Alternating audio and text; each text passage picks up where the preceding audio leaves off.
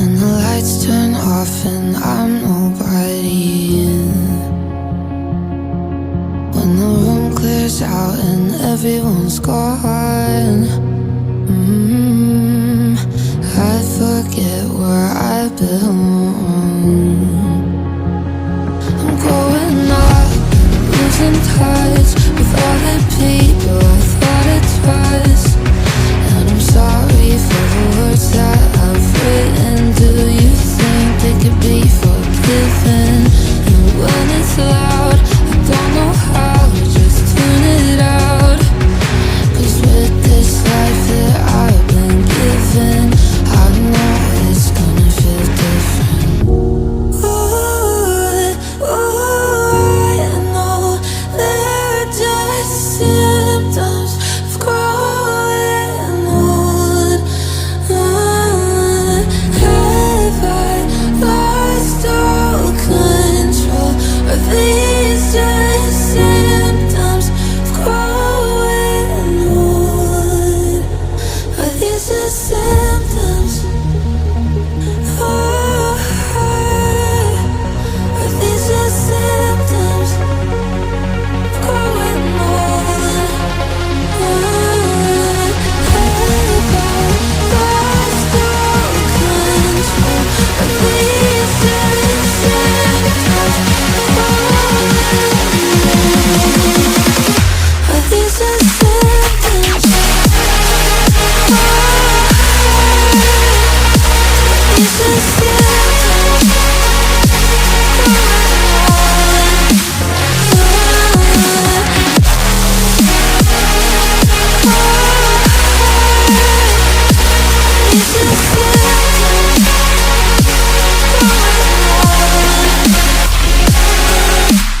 Lately I've been feeling so far gone, from the person I was when I was young. And to be somebody everywhere all at once, I'm starting to become undone. I'm growing up, losing touch with all the people I thought I'd trust. And I'm sorry for the words that I've written. Do you think they could be forgiven? And when it's loud, I don't know how to just tune it out. 'Cause with this life that I've been given, I know it's gonna feel different. I know they're just symptoms of growing old. Have I lost all control? Are these just symptoms of growing old? Are these just symptoms? Are these just symptoms?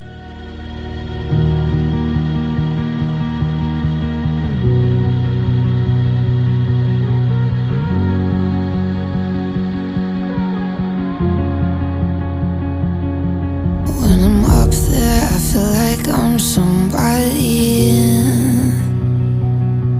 Then the lights turn off and I'm nobody.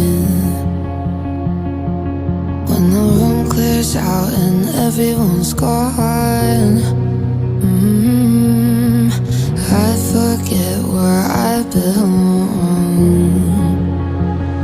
I'm growing up, losing touch with all the people I thought I'd trust. And I'm sorry for the words that I've written. Do you think they could be forgiven? And when it's loud, I don't know how to just tune it out. 'Cause with this life that I've been given, I know it's gonna feel different.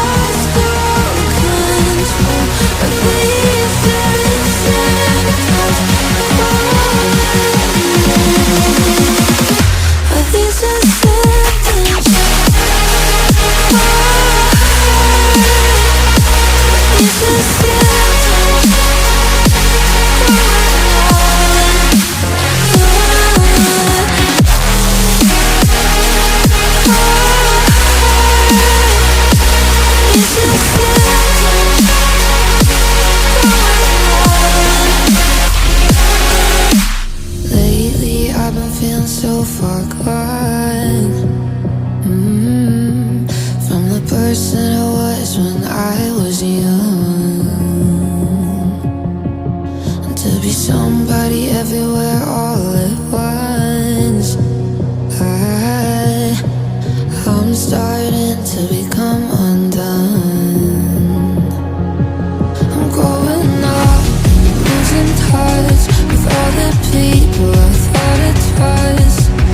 And I'm sorry for the words that I've written. Do you think they could be forgiven? And when it's loud, I don't know how, just tune it out. 'Cause with this life that I've been given, I know it's gonna feel different. Ooh, I know they're just symptoms of growing old. Have I lost all control? Are these just symptoms of growing old? Are these just symptoms? Are these just symptoms of growing old?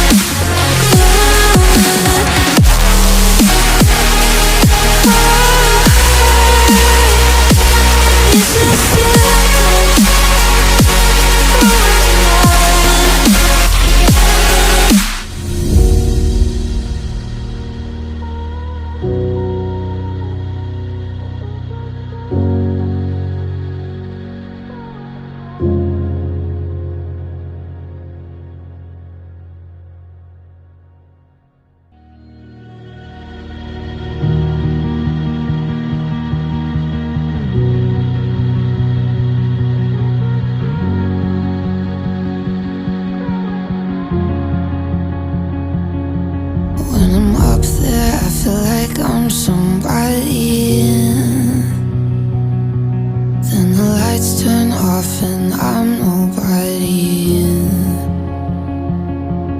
When the room clears out and everyone's gone, I forget where I belong. I'm growing up, losing touch with all the people I thought I trust. And I'm sorry for the words that I've written. Do you think they could be forgiven? And when it's loud, I don't know how, just tune it out. 'Cause with this life that I've been given, I know it's gonna feel different. Ooh, I know they're just symptoms.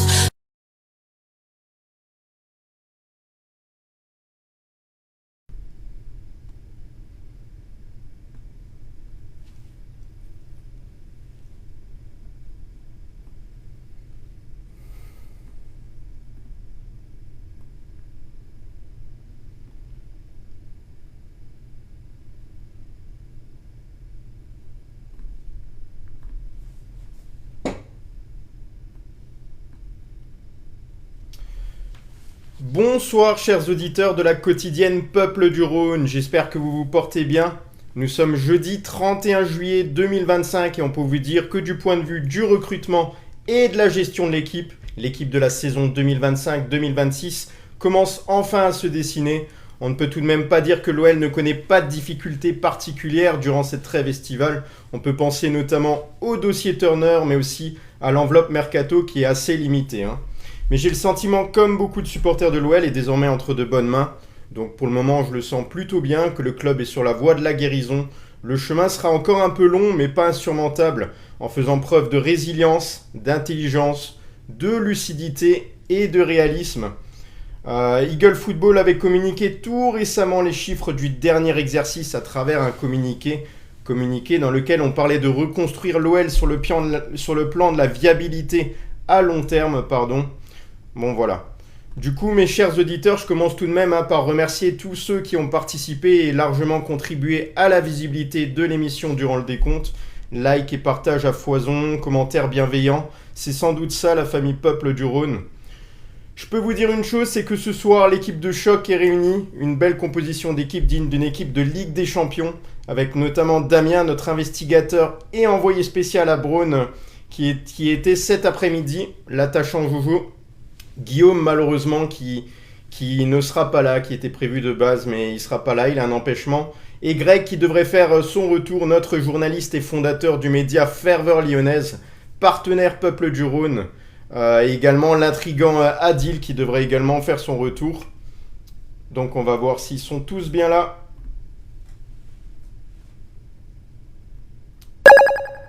Donc on a Adil. Ah, Adil, il a changé son nom.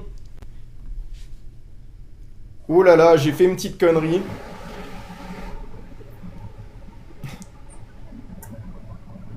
Arrêtez les auditeurs qui font des demandes pendant que je suis en train d'accepter des personnes.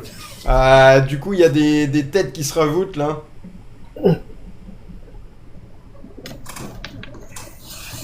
Qu'est-ce que c'est que ça? Bonsoir les auditeurs. Salut tout le monde. Comment va la forme? Ça va. Juste un truc, la ville, c'est Bron. Bron, ouais, c'est vrai. L'aéroport. Ah, l'erreur, ouais, effectivement. Voilà, donc on a pas mal de choses à voir ensemble aujourd'hui. Avant d'attaquer l'actualité lyonnaise, nous rappelons que la campagne d'abonnement PDR+, disponible sur notre page TikTok, vous pouvez profiter davantage tel que le suivi de l'actualité lyonnaise à la minute, de jour comme de nuit, des contenus exclusifs, comme l'a fait vivre Damien aujourd'hui à l'aéroport de Bron, en exclusivité pour l'émission Peuple du Rhône. Hier, 2 nouveaux membres PDR+, se sont abonnés. Toute l'équipe PDR remercie Ours Polaire et Yann Noël également. Merci pour votre confiance. Voilà, par rapport au fait que cet après-midi, Damien était justement à Bron, on va pouvoir projeter un petit peu là ta vidéo. Donc on a Damien... Allez, l'arrivée de Tagliafico déjà, premièrement.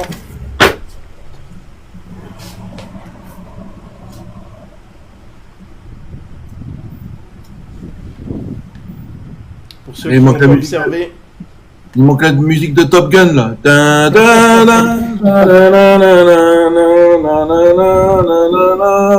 Merci. T'arrêtes pas, Jojo.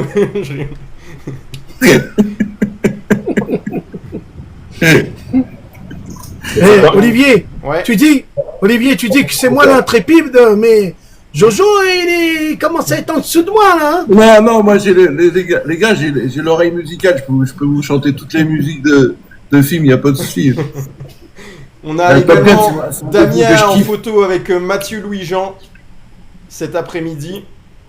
Ah, il a réapparu. Et on l'a également avec Tagliafico, ce qui nous intéresse. Tagliafico, est-ce que je l'ai? Là, il faut que je masque l'autre. Voilà. Nicolas Tagliafico est bien arrivé à Lyon. Il était quelle heure à peu près? Midi? Midi 57 exactement. Midi 57, accompagné de son agent. Il y Attention, avait moi, également Mathieu Louis-Jean qui était sur place et qui du coup attendait également l'arrivée de Tagliafico. Donc voilà, a priori, tout était en bonne voie pour que Nicolas Tagliafico rejoigne l'Olympique Lyonnais. Est-ce que tu as des choses à ajouter par rapport au fait que tu étais sur place, Damien? On sait que nos abonnés, notamment PDR+, ont pu profiter de ton contenu bien avant tout le monde. Voilà, donc c'était vraiment la régalade. Donc merci à toi. C'était une vraie surprise et personne ne s'y attendait. Ouais, pas de souci. Bah écoute, j'ai eu la bonne info au bon moment. C'est pour ça que je sais pas quoi faire parce que j'y suis allé vite en vitesse à l'aéroport quand j'ai su que c'était bien son avion qui arrivait. Après, vite fait, un peu parler avec Mathieu Louis-Jean, mais en fait, si vous voulez, on sentait qu'il était un peu choqué de me voir, pas dans le sens parce qu'il me connaît pas, mais dans le sens comment j'ai pu avoir cette info. Même les deux personnes qui sont arrivées dans le van, ils ont dit mais c'est pas possible d'avoir eu l'info. En gros, t'as suivi le tracé de l'avion, comment t'as su que c'était cet avion? Enfin bref, plein de trucs comme ça. Et après, je lui ai demandé si des recrues arrivaient. Il m'a dit oui, ça arrive vite. Et je lui ai dit bah félicitations pour ton travail. Je pense que c'est compliqué en ce moment. Il a rigolé. Et pour Les Melou, le petit clin d'œil me dit que parce que Bon, il faut aller sur Brest maintenant. Pour suivre l'avion. On va en parler justement de ça. Voilà, je regarde. Est-ce qu'il y en a d'autres là qui ont fait la demande? C'est bon. A priori, voilà, on est complet. C'est vrai qu'on devrait avoir Greg qui arrive un petit peu plus tard. Peut-être nous proposer la fraîche Ligue 1 a priori. Et puis Damien est là. Damien qui aussi devait être absent, mais qui heureusement a pu se libérer pour faire l'Europe Arena. C'est ça? c'est ça. Ok. C'est prêt. Donc, par rapport à l'actualité lyonnaise, les gars, merci à ceux qui nous suivent. Par rapport à l'actualité lyonnaise, première information, et ça concerne notamment Maxence Cacré, hein, qui a été impliqué dans un accident de la route sans gravité à Côme. Maxence Cacré qui, voilà, d'après les médias italiens, avec sa voiture est entré en collision avec un bus sans causer de blessés. Voilà, donc nos pensées pour Maxence Cacré, même si c'est pas trop grave. Il était à bord de sa voiture de sport et c'était vers 7h du matin. Il est entré en collision avec un bus. La chaussée était glissante et ni le joueur ni les passagers du bus n'ont été blessés. Donc ça, c'est quand même important. Et d'après le média Loco Siao Como, Cacré aurait été hospitalisé par précaution avant d'être libéré quelques heures plus tard. Il a toutefois pas pu s'envoler avec ses coéquipiers pour Marbella pour effectuer son stage de pré-saison. Il devrait y rejoindre dans les prochains jours. Voilà, donc on le sait, hein, Maxence Cacré, transféré du côté de Côme, c'est un joueur qu'on appréciait du côté de l'Olympique Lyonnais. Du côté de Côme, il a déjà disputé 18 matchs avec sa nouvelle équipe depuis janvier dernier et son arrivée. Bon.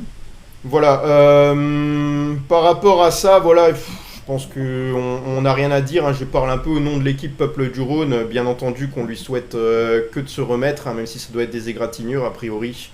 Voilà. C'est plus matériel, donc voilà. Ouais. Voilà, par rapport à... Les gars, on va parler mercato juste après. Moi, je vous propose que vous restez avec nous parce que d'abord, j'attaque l'actualité lyonnaise et juste après, on verra tous ensemble concernant les nouvelles du mercato. Est-ce qu'elles sont fraîches ou pas? Il y a des choses plus ou moins intéressantes, il y a des choses qui bougent, mais tout ce qu'on peut vous dire, c'est que l'OL continue de travailler et leur travail est vraiment intense et formidable, surtout de la part de Mathieu Louis-Jean et de tous ceux qui travaillent à la cellule de recrutement. Donc voilà, on fait avec les moyens du bord et ça va bien se passer pour l'Olympique Lyonnais, j'en suis sûr. Michel Kang également qui avait répondu à une interview pour l'équipe et elle avait parlé notamment de son passé. On le rappelle, Michel Kang qui a remplacé logiquement John Textor à la tête de l'Olympique Lyonnais. Elle souhaitait justement que le football féminin soit égal avec le football masculin. Elle défend beaucoup ça, l'égalité homme-femme. Donc l'équipe, notamment de leur article, qui a décrypté, on va dire, le passé un petit peu de cette femme-là. Et elle se dit surtout que venant de la campagne, ça n'aurait pas du tout dû être son destin. Elle se considère comme une rebelle, Madame Kang. Elle a dit qu'elle a été la 3e fille de ses parents et que voilà, elle attendait désespérément un garçon. Ses parents ont été assez déçus un petit peu au départ du choix qu'elle voulait faire. Ses 2 grandes sœurs, bien entendu, ont fait leur chemin avant elle. Elle a dit que son papa était professeur. Non, elle voulait être professeure et elle est partie justement du côté des États-Unis à l'université. Dans la Corée du Sud conservatrice, elle a choisi justement de faire ses études du côté des États-Unis, rien à voir avec là où elle a grandi. Et son destin n'aurait pas dû être ainsi, mais sauf que c'était une rebelle. Elle avait décidé de partir toute seule, même s'il n'y a personne qui pouvait l'accompagner, pour faire ses études. Et aujourd'hui, on sait ce qu'elle est devenue. Donc voilà, je pense que c'est une grande femme qui a une grande carrière. Je pense que si elle écrit un livre, ça peut être très intéressant, parce que là, je ne peux pas aller dans les détails. On ne peut pas tout vous dévoiler, hein, ça reste l'article de l'équipe. Et en plus, il est réservé aux abonnés. Voilà, sur Michel Kang, on n'en doute pas, il n'y a personne qui doute autour de cette table virtuelle que justement c'est la femme adéquate pour diriger l'Olympique Lyonnais et qu'elle a toutes les qualités nécessaires pour rendre ce club, on va dire, viable sur le long terme. En tout cas, c'est ce qu'elle a dit elle-même. Elle souhaite que l'Olympique Lyonnais se réétablisse. Oui, Ouais. donc fais confiance. Adil, Oui. une femme, on va dire une femme qui a le poste le plus important dans le football masculin du côté de l'Olympique Lyonnais et de la Ligue 1, c'est quand même une grosse responsabilité. Est-ce que toi tu penses qu'elle va y arriver? Ben, normalement que oui, parce que elle a déjà démontré avec ses 3 clubs féminines qu'elle arrivait à ce qu'elle voulait faire, quoi. Et je pense que oui. En plus, moi, ce que j'aime bien sur Michel Kang, c'est qu'elle est très discrète. Et elle a mis la discrétion maintenant sur tout ce qu'elle fait à l'Olympique Lyonnais. Ça veut dire qu'on n'entend rien, on ne sait rien, à part Damien, qui arrive à avoir quelques informations sur les avions ou tout. Je sais pas où il a ses pistes, mais lui, c'est un miracle. Damien, c'est un miracle. La piste d'atterrissage. Salut Greg. Alors Greg, c'est Salut, pas Greg. vraiment le grand retour parce qu'il a pu se libérer aujourd'hui. Ce sera pas forcément le cas pour les prochains jours, mais voilà, on est content de te voir. Ça fait un petit moment qu'on t'a pas vu et voilà, très heureux de t'avoir à nos côtés à nouveau. Il a pris des couleurs. Hein. Ouais, il a bronzé là. Merci beaucoup, ouais. Bah, j'ai pris autant de couleurs que les performances de notre Olympique Lyonnais. C'est magnifique. Ah, pas mal. Belle Bah, merci comparaison. beaucoup, ça fait plaisir. Ouais, je reviens un petit peu, enfin vous voir et tout, parce que je reviendrai plus la semaine prochaine. Mais merci beaucoup. Je vois qu'on est 92, donc merci. Bah Ayed aussi, bah merci, vous m'avez manqué aussi, c'est super sympa. Et puis bah voilà, content d'être de retour parmi vous, au moins pour ce soir.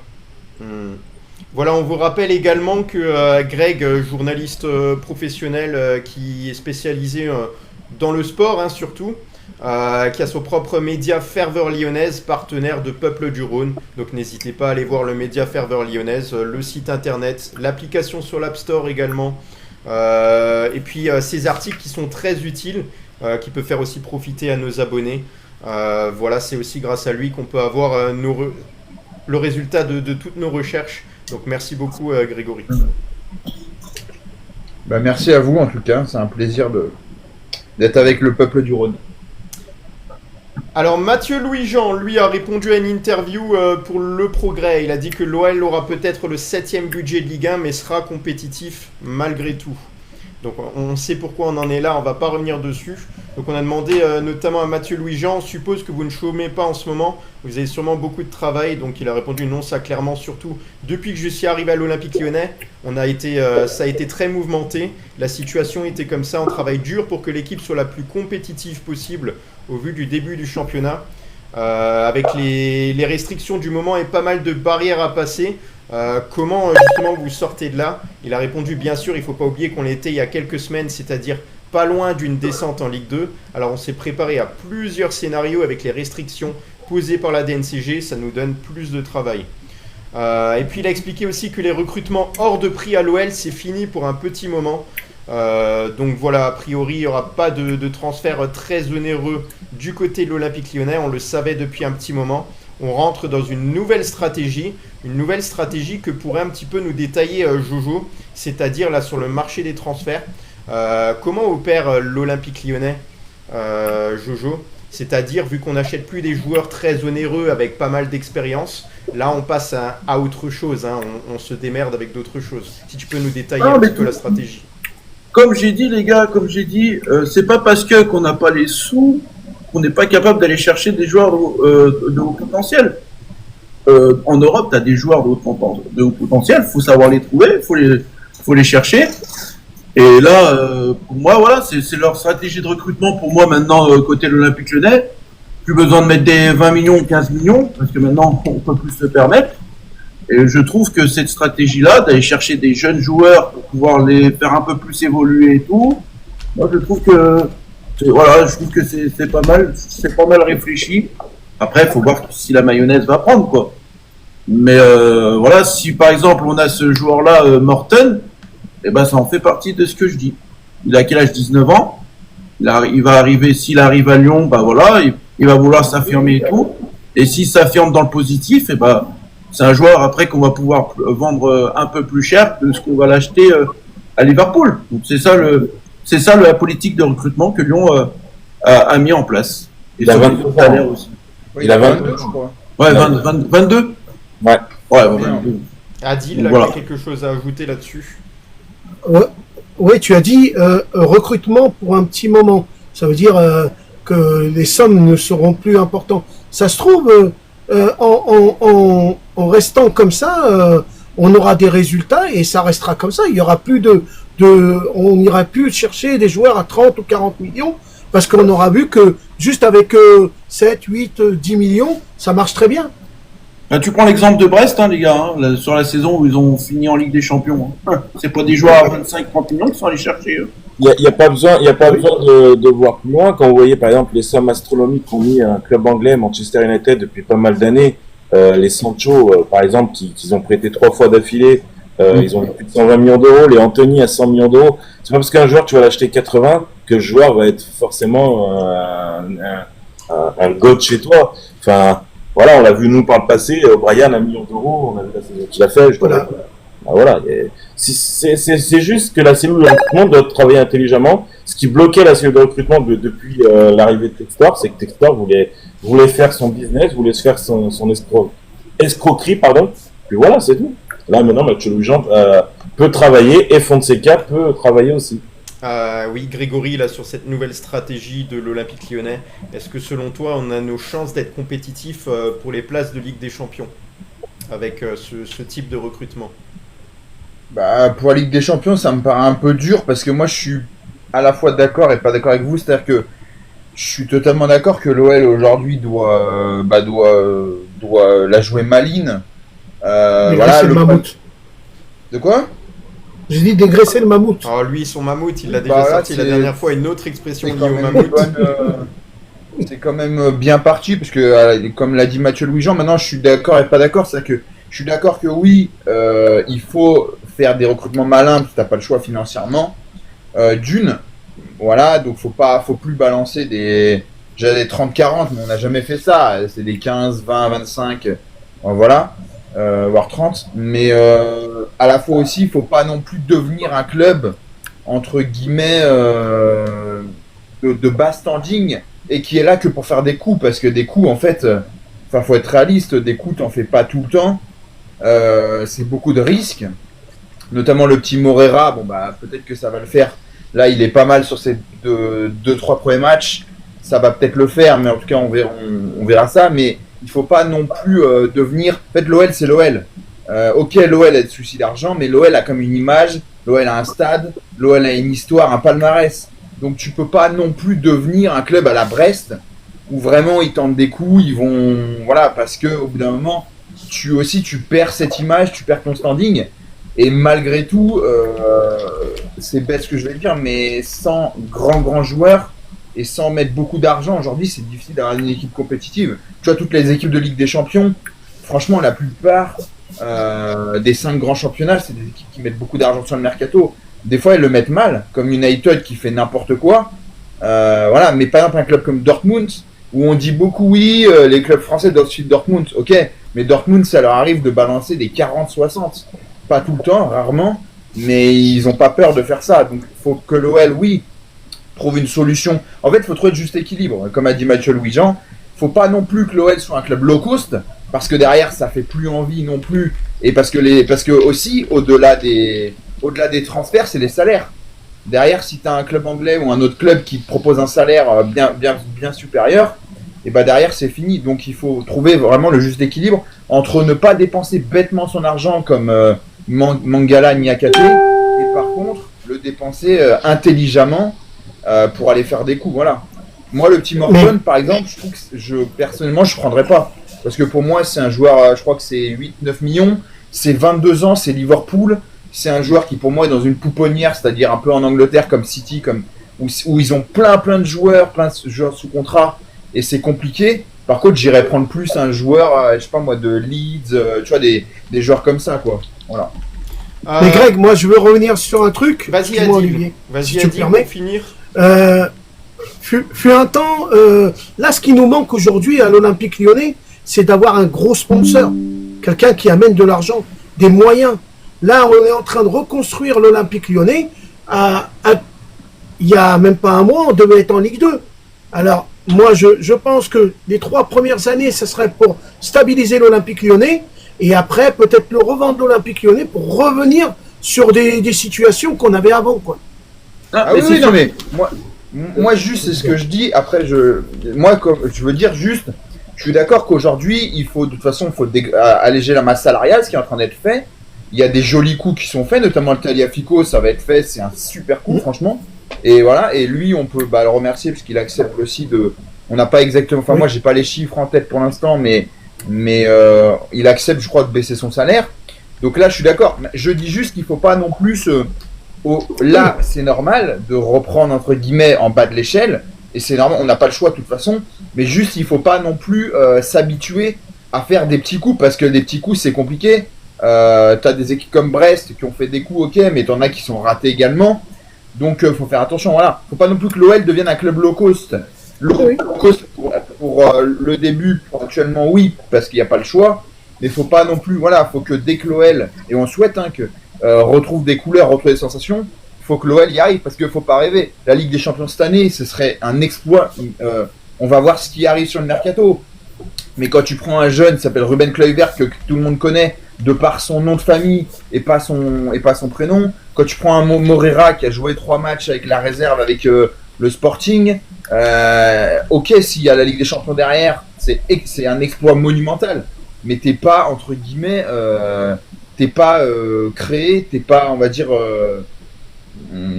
t'es pas fait pour la Ligue des Champions. Maintenant, si on y arrive, ce serait énorme. Mais pour moi, ce serait un exploit, tout simplement, voilà. Avec cet effectif-là. Après, ça peut encore changer. Juste un truc très rapide, Greg, oublie pas que la Ligue 1 est très impronosticable et que la saison est très longue. Enfin, moi, la Ligue 1, depuis quelques années, j'ai du mal à trouver les 5 premiers. Et voilà, donc je pense que tout est possible en Ligue 1.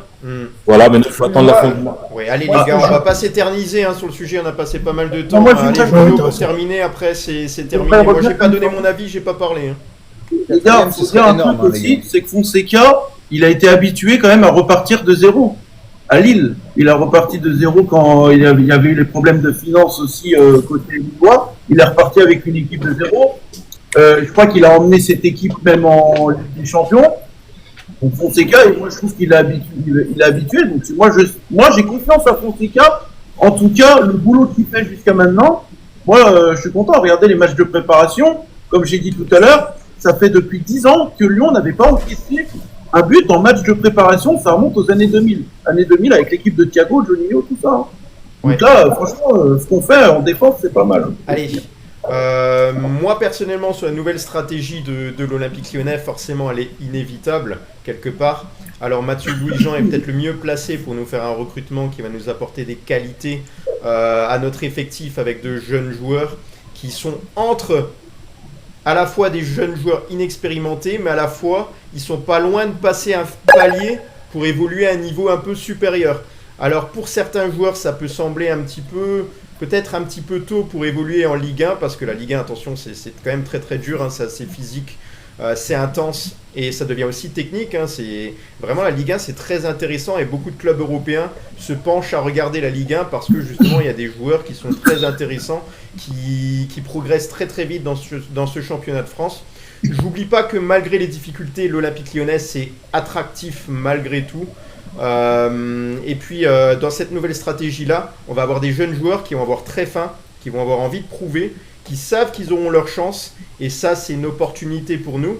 En plus de ça, faut pas oublier que le Groupama Stadium c'est une ambiance incroyable, c'est vraiment ce qui motive également les jeunes joueurs à venir.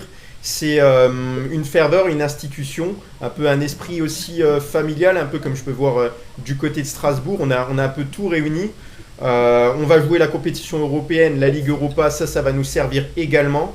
Et puis voilà, on va faire confiance à cette nouvelle stratégie. On n'a pas trop le choix, mais de ce qu'on peut voir, en tout cas, c'est fait avec sérieux. Il y a une bonne cohésion entre les dirigeants, il y a une bonne cohésion dans le groupe, à première vue, alors on ne vit pas dans le groupe. Et puis le coach semble écouter, en tout cas sur ces matchs amicaux, et ça a son importance. Voilà, sur l'actualité, on va parler un petit peu là sur le cas Malik Fofana, parce que Mathieu Louis-Jean s'est également prononcé sur Malik Fofana. Il a dit, concernant ce joueur, on s'est engagé sur un certain nombre de ventes. Ce n'est pas certain que ce soit Malik. Le problème avec lui, c'est que c'est un excellent joueur. Donc il est clair qu'on va être attaqué maintenant, demain, dans 6 mois, dans 1 an. Après, on décidera en fonction des offres qui arrivent. On a un deal de cession acté auprès de la DNCG. Le nom des joueurs n'est pas important pour moi. Ce qui compte, c'est d'avoir l'équipe la plus compétitive possible pour le début de saison. Voilà, malgré tout, je pense quand même que Malik Fofana, je l'ai dit, il partira probablement... j'ai presque envie de le dire avec certitude, c'est presque impossible que l'Olympique Lyonnais le conserve pour la saison prochaine. Il faudra voir. Maintenant, effectivement, ce qui se passe avec Everton, on en a parlé hier, c'est que le joueur n'a pas encore envie de signer du côté d'Everton. Il attend de voir les propositions parce que son objectif, c'est aussi d'évoluer en Ligue des Champions. Et ça a son importance. Ouais, j'ai entendu ma voix derrière. J'entends ma voix en double. Quelqu'un qui a mis le téléphone, je crois. C'est pas vrai. Non. Moi, j'entends rien en double. Ok. Moi non plus. Non, ouais, pour Fofana, ouais. De toute façon, si ça doit se décanter, c'est au mois d'août. Hein, on est fin juillet, ça y est, demain on est en août. Ça peut aller très vite. Et moi, j'ai peur qu'on ait mal fait les choses par rapport à Taylor Morton, d'avoir voulu négocier avec Liverpool. Ça peut jouer dans la balance du transfert Fofana. Les clubs anglais sont très forts dans ce domaine-là. À voir ce qui va arriver avant la fin du mercato. Donc, on verra. Fofana. Mais bon, je suis dans la même optique que toi, lui. Et puis il a également parlé un petit peu des joueurs qui peuvent venir, notamment Dominique Greff, Nicolas Tagliafico, Les Melou, encore Tyler Morton. C'est vrai que Nicolas Tagliafico, on n'est pas revenu, alors que c'était le sujet important aussi, Nicolas Tagliafico, qui va à 99% signer du côté de l'Olympique Lyonnais, si ce n'est pas déjà fait, et être officialisé pour rejoindre ses partenaires. Donc Nicolas Tagliafico, on n'arrête pas de le dire soir après soir, c'est vraiment un joueur super important du côté de l'Olympique Lyonnais, parce qu'avec ces jeunes joueurs, on va manquer d'expérience, parce qu'Alexandre Lacazette est parti. On a Maxence Cacré, qui est un joueur d'expérience également de l'Olympique Lyonnais et de la Ligue 1, qui est parti. On a également des joueurs tels que Benrahma, qui sont partis ensuite par la suite. On avait qui est parti entre-temps, des joueurs importants, expérimentés. Anthony Lopez. Voilà, donc il va falloir remettre un peu d'expérience dans tout ça. Et je pense que le meilleur moyen de rapatrier un joueur d'expérience, c'était d'essayer de convaincre Nicolas Tagliafico aussi de revenir. Et puis son apport sur le terrain est plus que régulier. C'est d'ailleurs vraiment le joueur qui apporte le plus de grinta et on va dire qui pour moi est le vice-capitaine de l'Olympique Lyonnais, qui a la capacité de l'être en tout cas. Voilà, à vos avis, la Greg par exemple, du coup sur le cas Nicolas Tagliafico.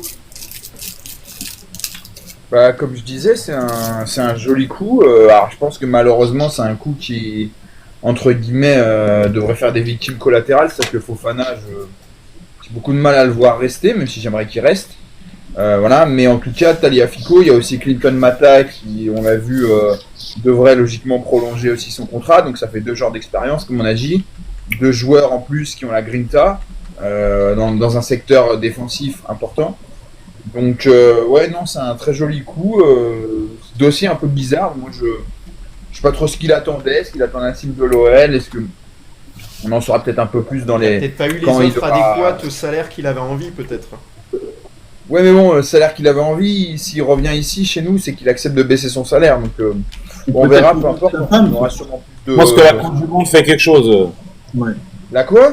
La Coupe du Monde, ouais. La Coupe du Monde qui arrive. Ah, oui, bon, après, de toute façon, il est. Pour moi, sincèrement, c'est un joueur qui peut jouer honnêtement, dans tous les clubs de la planète. Franchement, à ce là.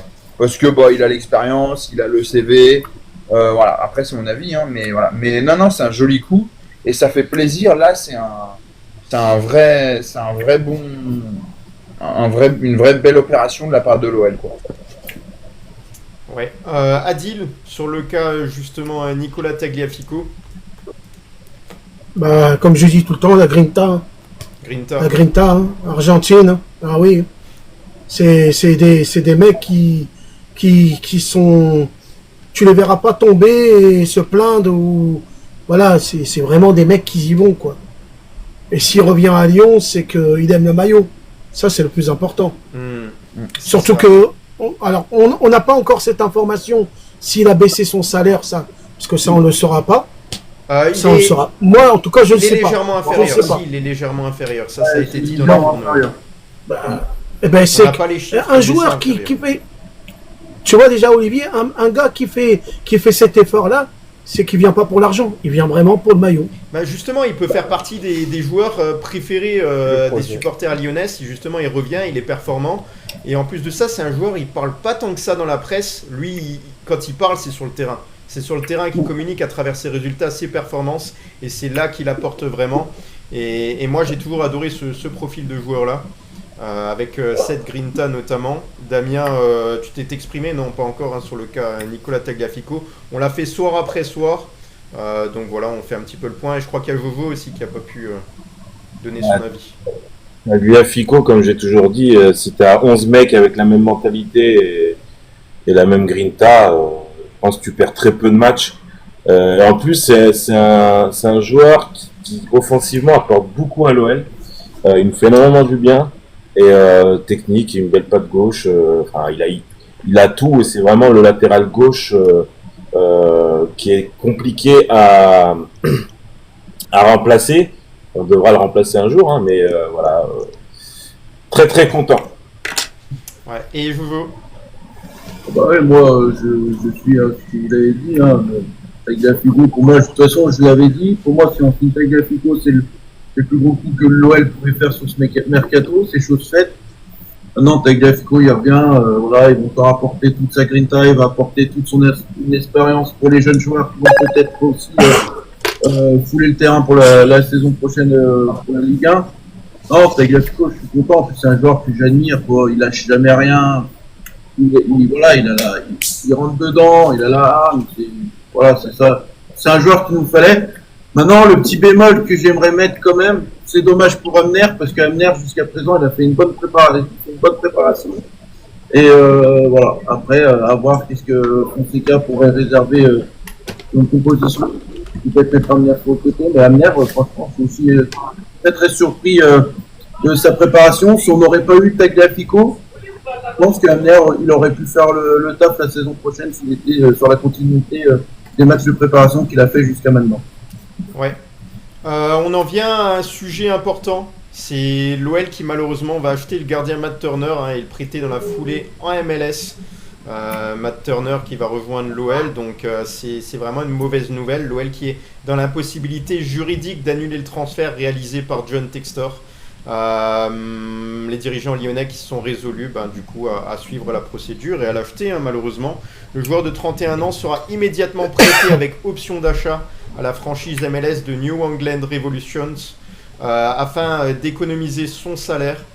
L'OL qui va être forcé d'engager un joueur qu'il ne veut pas, et dans ce mercato compliqué où on va dire chaque euro est compté, le club n'avait pas du tout besoin de ça. Et l'équipe l'avait déjà révélé le 23 juillet, les dirigeants lyonnais qui avaient missionné un avocat afin de tenter de trouver un accord amiable avec Nottingham Forest pour faire annuler le transfert de Matt Turner qui a été validé il y a plusieurs mois.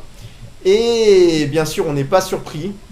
Il se trouve que Angelos Marinakis, propriétaire du club anglais, justement n'était pas d'accord pour annuler ce transfert-là, et on s'en doutait bien.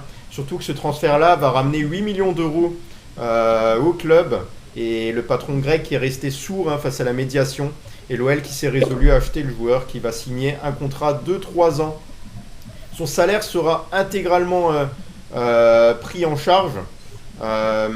Et puis les dirigeants, là, que ce soit Michael Gerlinger et Mathieu Louis-Jean, qui se sont alors rapidement retournés vers une autre solution, c'est-à-dire le prêter 1 an à la franchise MLS de New England Revolutions, où il ne sera titulaire pour gagner sa place en sélection des États-Unis en vue de la Coupe du Monde 2026. Il y a une option d'achat qui est non obligatoire et assortie au prêt. Et l'écurie américaine prendra intégralement en charge le salaire du gardien de but. Donc ça, effectivement, c'est plus qu'intéressant. Mais rien n'empêche qu'il y a 8 millions que l'OL a payé sur ce transfert. Et ça, c'est un sacré coup dur quand même, Adil. J'avais une info Ah oui. sur ça, je dirais, Ok. sur Turner. Ça aurait été mieux que tu le dis d'abord, Bah oui. Damien, comme ça on peut. Bah, vas-y. En fait, de ce qu'on m'a dit, Turner a été validé par la DNCG le 21 juin. Ça, c'est incompréhensible. Hein. Moi, j'arrive pas à comprendre. J'arrive pas à comprendre comment ça a pu être validé, ce transfert. Autant Danilo, ça n'a pas été validé, mais Turner a été validé le 21 juin. C'est incompréhensible. Moi, franchement, là, je comprends plus rien. Alors qu'on n'avait pas passé l'appel. Bah, c'est un truc de fou. Franchement, j'arrive pas à comprendre. Après, c'est moins de 10 millions, donc c'est peut-être pour ça, je sais pas. Ou alors, peut-être l'accord, il a été fait avant, c'est bizarre. C'est vraiment un mystère. C'est bizarre, hein. Le transfert est un mystère. Mercato hivernal, peut-être un accord déjà pendant le mercato hivernal. Je sais pas. Est-ce que c'est pas la plus grosse supercherie Jojo qu'on ait vue à l'Olympique Lyonnais, cette histoire? Franchement, ça me fait rire. Ça n'est pas loin. On insiste à un cirque. Comme disait Stéphane Guy sur Canal+, le foot circus. Pareil. Franchement, Testor, mais wow, c'est incroyable. C'est un peintre, c'est un clown. Franchement, j'ai pas de mots pour décrire ce personnage-là. Il devrait être dans les bandes dessinées, lui. Mais je pense qu'on va demander justement à Greg quel est le profil là, de ce gardien, là, Matt Turner. Est-ce qu'il a de bonnes qualités? Tu le qualifierais comment, ce joueur-là? Écoute, moi j'ai vu deux résumés, dont un but casquette. Donc non, c'est pas du tout quelqu'un qui. Après, je pense que c'est pas un mauvais personnage. Hein. C'est pas un mauvais garçon et tout. Mais bon, il est pas au niveau, tout simplement. Voilà. Mais bon, après, je trouve que l'OL, honnêtement, s'en sort pas trop mal si ça vient comme ça, parce que tu fais le transfert. Bon, c'est un peu moins de 10 millions d'euros, donc c'est pas non plus... voilà, par contre, ça aurait été Danilo à 25, 26, là, ça aurait été catastrophique. Là, tu limites un peu le truc. Le vrai problème, au final, c'était... Ok, c'est le transfert, mais c'était plus le salaire, parce qu'on avait dit il a un salaire, je crois, d'un peu plus de 200 000 euros par mois. Donc voilà, pour un gardien de plus de 30 ans. Donc je me dis qu'au final, de toute façon, on a limité la casse comme on a pu, entre guillemets. Et je trouve qu'au final, c'est pas non plus, qu'on va pas se tirer une balle non plus. Il y a quand même eu des gros salaires qui sont partis. On essaye de faire des transferts intelligents. C'est pour ça que par contre, le petit Morton à 9 millions, moi je pense que ce sera pas possible. Peut-être à cause de ça. On verra bien. Mais en tout cas, je trouve que voilà, c'est pas non plus, c'est embêtant, c'est sûr, mais c'est pas non plus, il n'y a pas mort d'homme. Et je trouve que l'OL a quand même pas mal réagi. Je voyais je citerai pas son nom parce que sur Twitter c'est une catastrophe, mais qui disait oui, mais l'OL a pas mis une option d'achat obligatoire. Mais ça marche pas comme ça. Enfin, au bout d'un moment, c'est pas l'OL a déjà essayé de refourguer Turner avec son salaire entier à un club de MLS, ce qui était déjà pas facile. Là, ils essayent de mettre une option d'achat, on sait jamais, pour essayer, pourquoi pas, de rentrer dans leurs frais. Si par exemple, tu as une option d'achat, je sais pas, de 5 millions, tu perds que 3 millions, tu enlèves le salaire, donc tu essaies vraiment de limiter la casse. Voilà. Et New England, ils vont pas faire une option d'achat obligatoire pour un joueur de 31 ans. Alors certes, il est international américain, mais voilà, donc faut un peu réfléchir des fois. Mais je trouve que le transfert, il limite la casse, et je trouve qu'au final, ils s'en sortent vraiment pas trop mal sur le sujet, parce qu'ils ont quand même en plus mis un avocat sur le coup, donc c'est pas gratuit. Donc voilà, je trouve qu'ils essaient de limiter la casse. Après, on verra l'option d'achat, mais voilà. J'ai lu Mais heureusement. Ouais. Vas-y, Damien. Je disais, en fait, ce qui nous sauve dans ce transfert-là, c'est qu'il soit américain. Et qu'en Amérique, ils sont pas très bien informés de ce gars. Après, c'est le gardien américain. Mais heureusement qu'il est américain, parce qu'il y avait que les clubs américains pour le récupérer. J'ai Après, lu il en a commentaire, fait pour les- Damien, pour si les- tu pouvais, tu confirmes ton information comme quoi Zegrova rejoint l'OL. Depuis quand t'as dit que Zegrova rejoignait l'OL? Je dis que Lyon pourrait aller formuler normalement une offre sur Zegrova, mais j'ai jamais dit qu'il venait Damien, à Lyon. tu confirmes l'info Zegrova que t'as annoncé? Qu'est-ce qu'on va... Non, il n'y a rien d'autre. Non. Non mais je savais, il a dû t'embêter là. C'est pas possible, on était là chaque soir, il a pas dit ça du tout. Je sais pas. Mais vous voyez, franchement, sincèrement, 8 millions pour le gardien, il s'en sort bien, parce que quand tu vois qu'on a pu prendre des joueurs de champ à 35 millions d'euros et ça joue pas bien au ballon, 8 millions, c'est pas beaucoup. Bon, c'est sûr que c'est de l'argent, mais ça reste que 8 millions. Bon, maintenant, il va être prêté. Ben, on verra après la saison prochaine si le club américain l'achète ou pas. Ce qui serait bien, c'est qu'il fasse une saison extraordinaire aux États-Unis et que le club des États-Unis l'achète directement. Non, mais après, c'est surtout qu'il a pas c'est surtout que pour l'Europe, il a pas le niveau, mais malgré tout, c'est quand même il est international, c'est le numéro 1 de la sélection américaine, donc c'est pas non plus un mauvais gardien. Par contre, pour l'Europe, il a pas le niveau. Par contre, pour la MLS, étant donné que eux, ils vont quand même arriver, alors faudrait regarder qui y a dans cette équipe de New England Revolution, mais en tout cas, étant donné que eux quand même, ils ont une image, tu vois, ils disent regardez, on recrute le gardien de la sélection, tu vois, et en pleine Coupe du Monde, tu vois, donc c'est aussi pour eux fort. Après, c'est pas rien qui a le niveau en Europe. Maintenant, aux États-Unis, il peut l'avoir. Il est formé pas là-bas. non plus un peintre, le mec. Voilà. Greg, on va essayer de le vendre, on va dire qu'il est super bon, c'est un super gardien et il va faire des bonnes choses. Comme ça, l'année prochaine, il sera plus chez nous. Il est formé. Mais là, de toute façon, elle est non obligatoire, de toute façon, l'option d'achat, là, en plus. Non, elle est pas obligatoire. C'est une option d'achat. Elle est pas obligatoire, effectivement. Les gars, je fais juste un petit mot là. Merci, on a franchi la barre des 100 000 j'aime. Merci beaucoup. Merci à tous les auditeurs. N'hésitez pas à suivre la chaîne Peuple du Rhône. On est également présent sur tous les réseaux sociaux. Vous pouvez voir l'entière rediffusion sur YouTube également. On n'en a pas fini de toute manière. On a encore d'autres sujets à évoquer concernant l'Olympique Lyonnais, la fraîche Ligue 1 à suivre et puis l'Europe Arena. Alors j'ai l'impression qu'on s'éternise un petit peu. Le temps passe super vite. J'ai l'impression que plus les jours passent et plus le temps passe trop vite à tel point que j'arrive pas à annoncer tous mes sujets. C'est vraiment que les débats sont intéressants du côté de l'Olympique Lyonnais. On en vient à un point aussi, c'est concernant Paul Akouokou. On parlerait d'un prêt payant pour Paul Akouokou à Saragosse. Il pourrait quitter le club cet été. Il se rapprocherait d'un prêt en Espagne. Il me semble qu'il y a un autre club également qui s'était positionné. Voilà, donc il était arrivé ce joueur-là à Lyon en 2023. C'est un petit peu la déception du côté de l'Olympique Lyonnais. Il n'a pas convaincu le staff malgré quelques apparitions en fin de saison dernière. Et puis il n'a pas intégré le groupe pour le stage en Autriche. Donc voilà, c'est un joueur qui est en contrat jusqu'en 2027. Là on parlerait d'un prêt payant du côté du Real Saragosse, inférieur à 500 000 euros. 500 000 euros, ouais. Ouais. Il sera aussi question d'une prise en charge partielle du salaire. Le joueur est pas séduit du tout par la destination là. Voilà, il pourrait pas accepter cette destination. Et en tout cas, l'OL qui souhaiterait alléger son effectif, et bien entendu que du fait que Paul Akouokou soit inutilisé, ça en ferait la cible prioritaire du côté de l'Olympique Lyonnais à vendre également. Donc Paul Akouokou qui souhaiterait retrouver du temps de jeu et retrouver une place de titulaire également, ce que pourrait lui proposer Saragosse là dans l'entrejeu.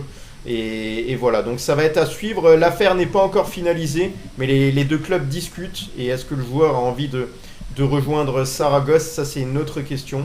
L'OL espérerait justement qu'il retrouve du rythme et libérer une place à la fois au milieu de terrain. Donc la décision pourrait tomber dans les prochains jours, sauf retournement de situation. Oui, Jojo, tu as essayé de... Non, c'est moi. Adil, il lui reste combien de temps de contrat? Il est en 2027. 2027.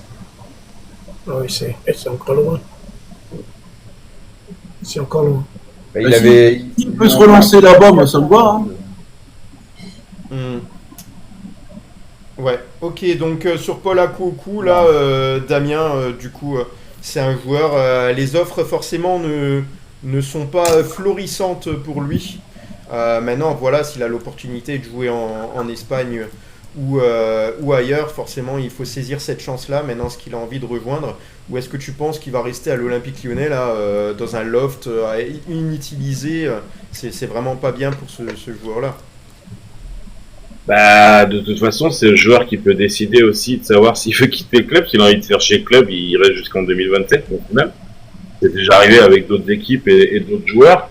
Peut-être que Lyon le force à partir, ce qui est logique. Mais le joueur a peut-être un caractère où il se dit... en fait, je pense que l'erreur aussi, elle vient de Fonseca, de l'avoir mis contre Manchester. Parce que le joueur, il se dit, bah, il m'a mis contre Manchester, donc je vais encore tenter cette saison de pouvoir être titulaire, d'avoir ma place. Si le coach m'a fait confiance sur un match comme ça, je vois pas pourquoi je pourrais pas jouer des matchs. Donc voilà, à voir. Maintenant, on espère qu'il y aura une issue de prêt ou de vente. Vente, c'est compliqué parce qu'au vu des clubs qui sont en train de, ben voilà, c'est pas Claude François derrière avec ses Claudettes. Donc voilà, faut attendre, on verra. Ouais, et puis de toute manière, libérer une place au milieu de terrain, on le sait, hein, l'OL qui courtise un milieu défensif prioritairement. Alors sur les autres cibles du mercato, sur le plan défensif, Damien, là c'est le milieu défensif, est-ce qu'on avait du nouveau? C'était à la fois le milieu défensif de Liverpool, Tyler Morton, et à la fois pour Pierre Lesmelou. Alors ce sera pas forcément les deux, c'est ça? Moi je confirme et je persiste que Pierre Lesmelou va arriver à Lyon, tout simplement. Voilà. Et le petit clin d'œil de Mathieu Louis-Jean à midi à 13h m'a conforté dans ma position. Le joueur qui a très envie de rejoindre l'Olympique Lyonnais, qui est vraiment sa destination prioritaire. Il faut savoir que Paris FC serait rentré dans la danse, mais il aurait refusé catégoriquement. Il ne veut que Lyon. Voilà, il est déjà d'accord avec Lyon et il veut rejoindre l'Olympique Lyonnais. Ouais. C'est une très bonne amie. Et Greg n'était pas avec nous ces derniers jours pour répondre à ça, notamment Pierre Lesmelou, là au milieu de terrain de l'Olympique Lyonnais. Avec qui tu l'associerais et quel apport pourrait-il apporter du côté de l'OL? Bah écoute, son expérience de la Ligue 1, après moi je suis pas fan forcément du joueur, mais entre Morton qui a 22 ans, qui est passé de prêt en prêt, qui est un Anglais, on sait que les Anglais, ils ont quand même du mal à s'adapter outre-Manche. Donc moi je serais plus pour un Lesmelou, il a l'expérience, il a joué des matchs de Coupe d'Europe, c'est un joueur qu'on connaît alors que Morton on l'a très peu vu jouer, ou du moins par les spécialistes en Angleterre. Donc voilà, moi à choisir un des deux, je prendrais Lesmelou, voilà, tout simplement. Donc ça pourrait être intéressant. Ouais, Ça ferait pas rêver, mais ça pourrait être intéressant. Et l'avantage peut-être de prendre Lesmelou, peut-être il aurait un contrat plus court. Pas 4 ans, 5 ans, peut-être 1 ou 2 ans. Parce que quand même, il a un certain âge, Lesmelou. Alors, c'est vrai qu'il n'aura pas un gros contrat. Ouais. Si tu le prends 2 ans, bon, il fait une bonne année la première année, la deuxième année, il en fait une moins bonne, bah tu t'es trompé que sur 1 an. Alors bon, et ça reste que 6, 7 ou peut-être 8 millions d'euros, quoi. En espérant que ça fasse pas une vérité. Que le jeune anglais, il va falloir qu'il s'adapte à beaucoup de choses. La langue, Il n'y a pas Sabrina. la conduite, la conduite, parce que là-bas, il roule de l'autre côté. Hein. C'est pas évident de venir en France et de conduire à droite. Oui. Bon, Oui, non, tu rigoles. Dame, tu rigoles, mais c'est vrai. Ça va voir quoi avec le football, une conduite de... Il aura un taxi à Lille. Ah bah c'est du Adil, là c'est du Adil ce soir, il nous a... En espérant, les gars, comme je dis, que ça fasse pas une vérité. Oh, Sabrina. Je mettrais... Ouais, ok, non, je vais Oui, rien mais dire. il je vais aura rien un dire salaire, de cette information. déjà comme a dit Adil, il aura déjà un salaire moins important. Donc, et voilà. Et en plus, c'est pas Verretou, c'était un joueur à Marseille, c'était un peu. En plus, il y avait eu cette histoire avec. Je sais pas, c'était un peu sombre cette histoire, donc, qui n'est pas arrivé non plus dans la bonne, on va dire, osmose, entre guillemets, dans le bon mood, alors que Lesmelou, c'est pas quelqu'un il a pas d'affaires réellement derrière lui, donc voilà, après ça ferait. Moi perso, je vais pas sauter au plafond parce que je vais voir Lesmelou porter le mode LOL, hein. Pour moi, c'est une régression absolue, hein, mais bon, c'est comme ça, au bout d'un moment, c'est t'as pas pas un le choix. joueur qui ferait, je pense, du mal. Et puis c'est un mec qui s'arracherait, je pense aussi, parce que voilà, il a comme du volume de jeu, donc ça pourrait être intéressant, quoi. Voilà. Et il aurait, je pense, un salaire moins gros que Morton. Ouais. C'est surtout, Greg, il y a 2 ans, de ça, Pierre Lesmelou, il était un des meilleurs milieux de terrain de championnat de Ligue 1. Hein. À l'époque, quand il faut monter en Ligue des Champions. Oui, non, mais c'est pas un mauvais joueur, bien sûr. Voilà. Et n'oubliez pas, Il nous a fait mal, hein, quand on Tout fait pour Lesmelou, tous Ouais. les jours. Allez les gars, on va passer au Mais n'oublie- sujet suivant là. Adil, Juste, si tu voulais juste ajouter- une minute. N'oubliez pas que Lesmelou a joué l'Europe, que le joueur anglais, le petit jeune, peut-être encore jamais mis les pieds dans un match européen. Ouais, effectivement, le manque d'expérience pour le jeune joueur. Donc voilà, on attaque le sujet suivant et avec notamment parler de Ruben Kluivert parce que certes, on l'a vu un petit peu en amical, mais beaucoup de supporters ne savent pas vraiment encore qui il est. Donc on le rappelle qu'il est passé par le centre de formation de l'Ajax Amsterdam. Il a intégré l'équipe du FC Utrecht à l'âge de 21 ans en Eurodivisie. Il n'a pas eu beaucoup de temps de jeu. Il a été transféré en D2 néerlandaise à Dordrecht. Et c'est surtout à Casapia, le dernier club pour lequel il a eu 16 titularisations en 24 matchs. Alors c'est pas énorme.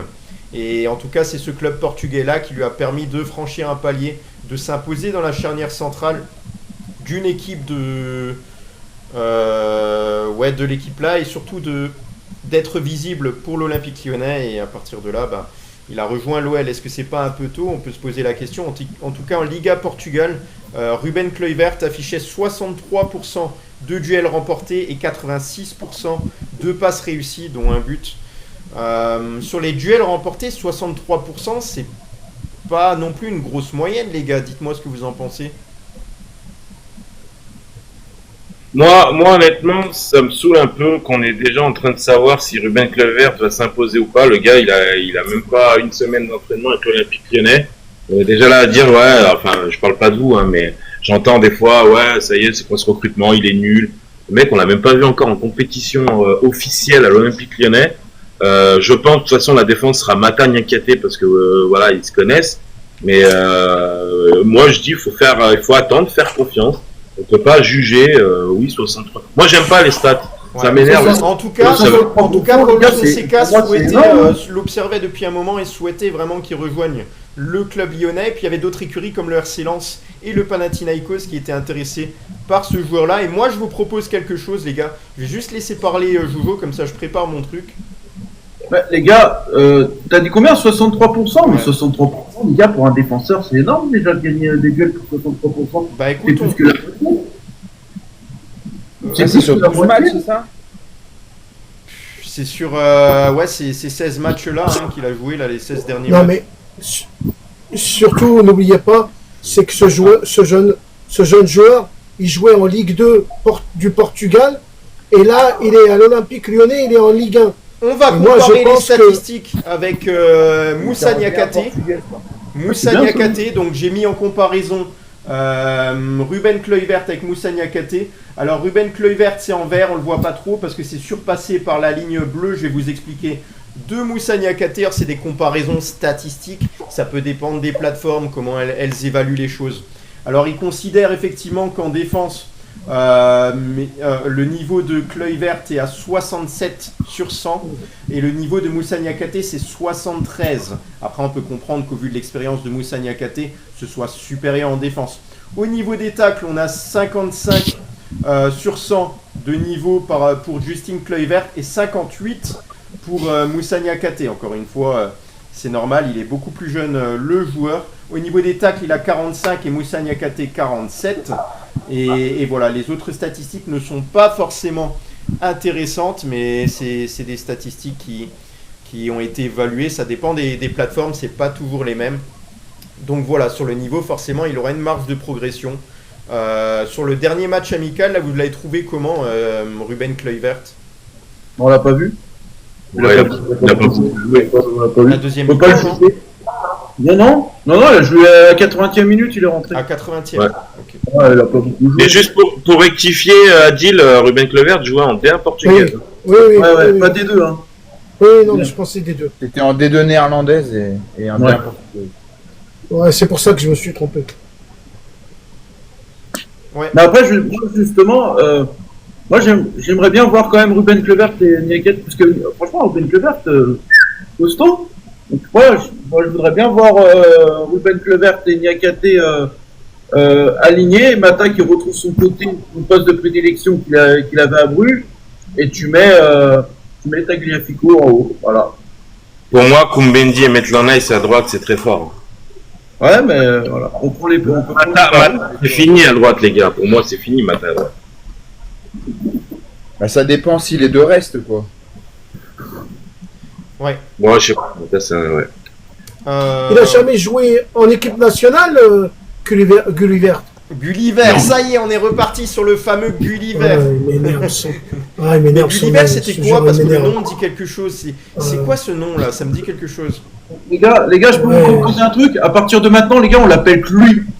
Comme ça, on dit pas d'air. Gulliver. Mais ça va être compliqué. Voilà. Il arrive pas, il a dit Gulliver. Cluy. Ouais, j'arrive pas. L'hiver, je crois que c'est un arrêt. Non. Non, mais sincèrement, il a déjà joué en équipe nationale néerlandaise ou pas?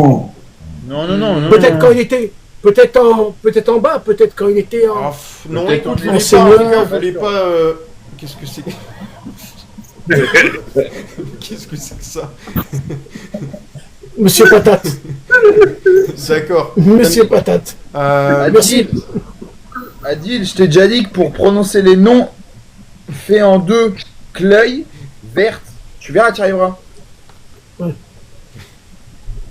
C'est la petite technique. Ah, mais c'est En tous les la prononciation en tous les cas- complète, hein, Greg. En tous les cas, d'être venu dans Allez. un club comme l'Olympique Lyonnais va lui permettre peut-être de jouer en équipe nationale néerlandaise. Ouais, il y a du monde. Il y a du monde derrière là-bas. Oui, après, tu en sais Juste- rien. Il est Adil, jeune ce encore. que je voulais Pour lui, dire, c'est un énorme franchement, palier, c'est sûr. Adil, ce que je voulais dire, ça me touche beaucoup, hein, parce que là, tu as changé ton nom, Adil, peuple du Rhône. Franchement, je sais pas si tous les animateurs vont faire ça, mais chapeau, hein, ça fait plaisir. Ça montre que tu es motivé et impliqué. Qu'est-ce qui t'a donné l'idée de changer ce nom-là? Non, c'est quand j'ai chanté le chant des Lyonnais et Ouais. que je l'ai diffusé. Après coup, j'ai dit t'as fait ça, maintenant il n'y a plus qu'à mettre le reste, quoi. Ah, franchement, moi, je te Mais remercie. je vais m'acheter- Je te remercie, Gulli. Je vais m'acheter. Oh, Olive, je peux dire un petit truc? Ouais. Olive, heureusement qu'on n'a pas des joueurs coréens à Lyon, hein, parce que sinon, Feng Kyong-yan avec Adil, On a déjà des Géorgiens, alors bon, c'est pas facile déjà. Bon, désolé les gars, on va se reconcentrer. On a fait une Ouais, petite on aparté continue, de rigolade. les Ça fait Magnifique. plaisir de temps en temps. Donc merci à tous. Je vois que vous avez explosé la barre des likes et tout. Franchement, ça fait plaisir. Merci beaucoup. C'est un bon live ce soir. On va parler un petit peu là du calendrier lyonnais parce qu'au mois d'août, on va voir un petit peu tous les adversaires que vont affronter l'Olympique lyonnais. Alors, si je l'ai sous les yeux, oui, j'ai Bayern Munich OL le samedi 2 août. Donc là, ça se rapproche, c'est ce samedi-là. On a OL Rétafé le samedi 9 août à 19h. Et puis après, le départ de la Ligue 1 avec le déplacement à Lens qui va être périlleux le 16 août à 17h. Alors, est-ce que quelqu'un a un petit peu observé les matchs amicaux de Lens? Qu'est-ce qu'ils ont fait comme matchs amicaux? je vais te redire, on va te dire. Ils ont gagné contre Wolverhampton, là. Pierre Sage a dit que Wesley Saïd avait le niveau pour jouer en première ligue et était très satisfait de son effectif. Et voilà. Mais après, j'ai pas vu le match réellement. Alors, ils ont perdu contre ils ont gagné contre Wolverhampton, ils ont fait match nul contre le Standard de Liège, Ils ont gagné Metz. et ils ont fait 2-2 contre Boulogne, donc contre le 5 juillet, ils ont gagné match 2-1, et là, le prochain match, ça va être la Roma, et après Leipzig. Donc c'est du lourd, hein, qui arrive. Ok. Donc merci pour cette aparté là sur les résultats de Lens. Voilà, le déplacement à Lens. Après on a OL Metz samedi 23 août à 21h05. Après on aura l'Olympico, le grand Olympico qui se joue à domicile. Et je crois que c'est rare hein, qu'on l'ait aussitôt dans l'année. Le dimanche 31 août à 20h45.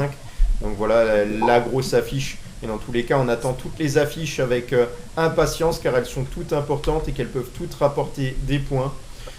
Et par rapport aux 11 que peut faire débuter Paulo Fonseca, on commence un petit peu à y voir peut-être des petits signes. En tout cas, il utilise son 4-3-3 avec un 11, on va dire, plutôt cohérent pour le moment. On comptera bien entendu sur le retour de Nicolas Tagliafico dans ce 11. Calis Mera, quelles sont les chances de Calis Mera de pouvoir débuter la saison du côté de l'Olympique Lyonnais? Il a quand même été aligné 2 fois de suite, mais il est extrêmement jeune, hein, ce joueur. 99%, les gars. Ouais. 89. Ouais, je me prononce. Ça doit être vraiment le chouchou là, de Paulo Fonseca. C'est possible, hein. Moi, je vous dis, c'est possible. Tu mets Tolisso, Lesmelo, Calis Mera, tout simplement.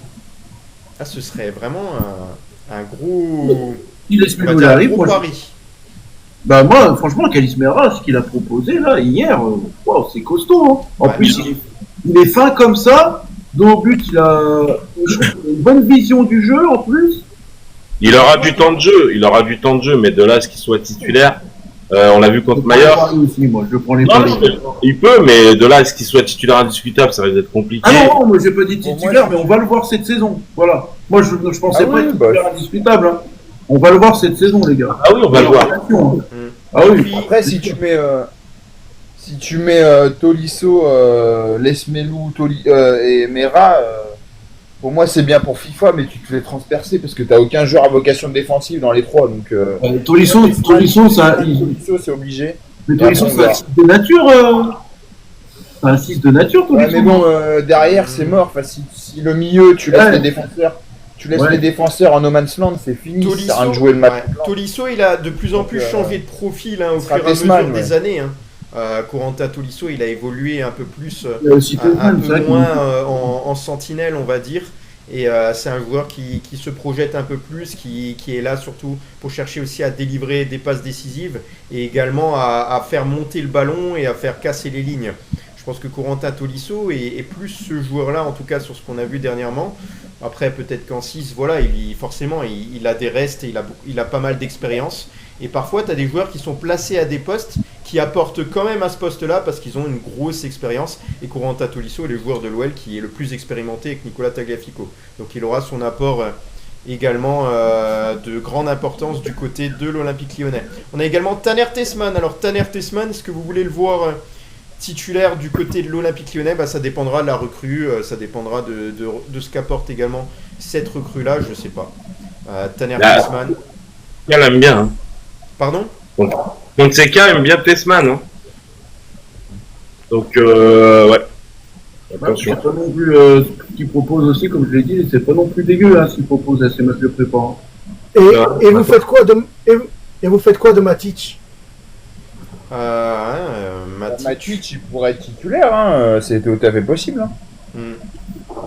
Et on dit qu'on Ouais. disait, les gars, Même s'il est, excuse-moi Jojo, même s'il est il est chaud avec l'entraîneur, ça peut être une piste. Hein. Il est en contrat, il lui reste encore du temps. Tu le payes, autant le faire jouer. Hein. on dit, Après, ça reste deux professionnels, donc même s'il y a un problème, une bisbille entre les deux, logiquement, Fonseca, il est là comme nous, on veut tous que l'OL gagne, et c'est son boulot. Si l'OL gagne pas, il se fait virer. Donc ils vont devoir mettre leurs différents côtés. Là, il a un peu joué, j'ai vu des matchs amicaux. Donc je pense que voilà, l'histoire est peut-être réglée, ils sont peut-être expliqués, ça peut arriver, voilà quoi. Plus tu auras des gens d'expérience, On va compter sur lui. plus tu auras des gens d'expérience, et plus l'Olympique Lyonnais, eh ben, ils vont prendre des points. Parce que là, Ouais, tu as bien les sûr. Smelou, tu vas avoir Matic, si tu le fais rentrer, si tu fais rentrer Tolisso, bah, même si tu fais rentrer quelques jeunes, bon, bah, tu as quand même une charnière qui te permet de jouer les matchs, quoi. Et voilà, ce qui nous manque, c'est un bon gardien. Un bon gardien. Et puis au niveau de la charnière centrale, on a Clinton Mata et Niakate qui pour le moment font la différence. Hein, largement pour le moment avec les autres défenseurs. Ouais, Bon, il y en a qui n'ont pas eu autant leur chance, mais en tout cas, plus tu les titularises. Comme l'a dit Jojo précédemment dans le groupe, il a rappelé que l'OL, depuis le début de la préparation, n'a encaissé aucun but. Ah oui. Non mais c'est surtout les gars, on disait ouais chantier à faire au milieu de terrain et tout. Mais moi je trouve que le milieu de terrain avec les joueurs qu'on a, il a bien assez fourni. Il faut juste les Smelou en plus, c'est tout. Mais derrière, on a Matic, on a pas mal de joueurs derrière. C'est ça. Hein? À quoi coup? Ah ouais, non, il est plus là lui, mais pour moi, Ah il est si, plus là. Ouais, Ouais. ouais, oui, mais il va plus être là. Mais pour moi, Ah. le milieu de terrain de Lyon, il est fourni, quoi. On a des joueurs de rotation quand même derrière. En plus de ça, si tu as Calismera, pour moi, si Calismera il rentre dans l'effectif la saison prochaine, pour moi, je le considère comme une recrue. Hein. Ouais. Je vais attaquer les deux autres dossiers en vitesse et après je vous laisse attaquer également la Fresh Ligue 1 et l'Europe Arena. Voilà, restez avec nous pour les prochains sujets, les prochaines, on va dire, les prochains programmes qui ont été travaillés. Moi, ce que je veux vous parler ce soir notamment, c'était par rapport à l'indice UEFA, on en avait parlé, mais je trouve que ça c'est quand même assez bien expliqué.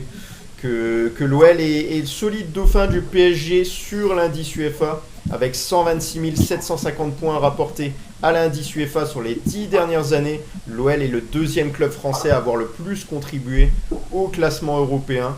L'OL n'a pas joué la Ligue des Champions ces dernières années, mais son parcours reste quand même solide. Donc derrière, on a quand même Monaco avec 82 000 points et l'OM 79 000 points. Et le PSG est seul en tête avec 231 500 points. L'OL a souvent passé les phases de poule et atteint les huitièmes ou quarts de finale à plusieurs reprises. Et puis on se souvient que le meilleur souvenir, ça reste la demi-finale de Ligue des Champions en 2020. Bah, c'est pas un super souvenir, mais en tout cas, c'est là où on est allé le plus haut. L'OL n'a pas joué de compétition européenne en 2021-2022 et 2022-2023 sur ces saisons-là. Et voilà, dans tous les cas, l'OL reste un grand club européen, mais à condition de la jouer régulièrement et de jouer souvent les phases à élimination.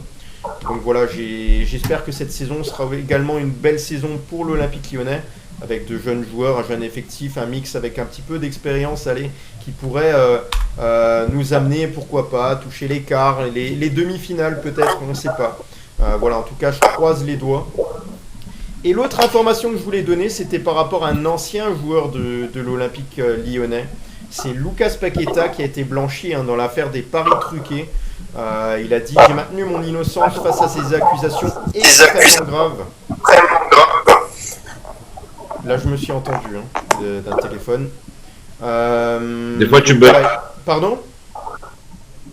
Des fois, tu bugs, j'ai l'impression. Donc la fédération anglaise avait accusé, maintenant j'ai perdu le fil, Lucas Paqueta d'avoir participé à des trucages de paris au profit de certains proches depuis le mois de mai 2024. Et les accusations étaient portées par la FA qui avait enquêté 9 mois sur ce cas précis. Une commission indépendante a innocenté l'attaquant de West Ham ce jeudi. J'avais une photo notamment du communiqué du club sur les réseaux.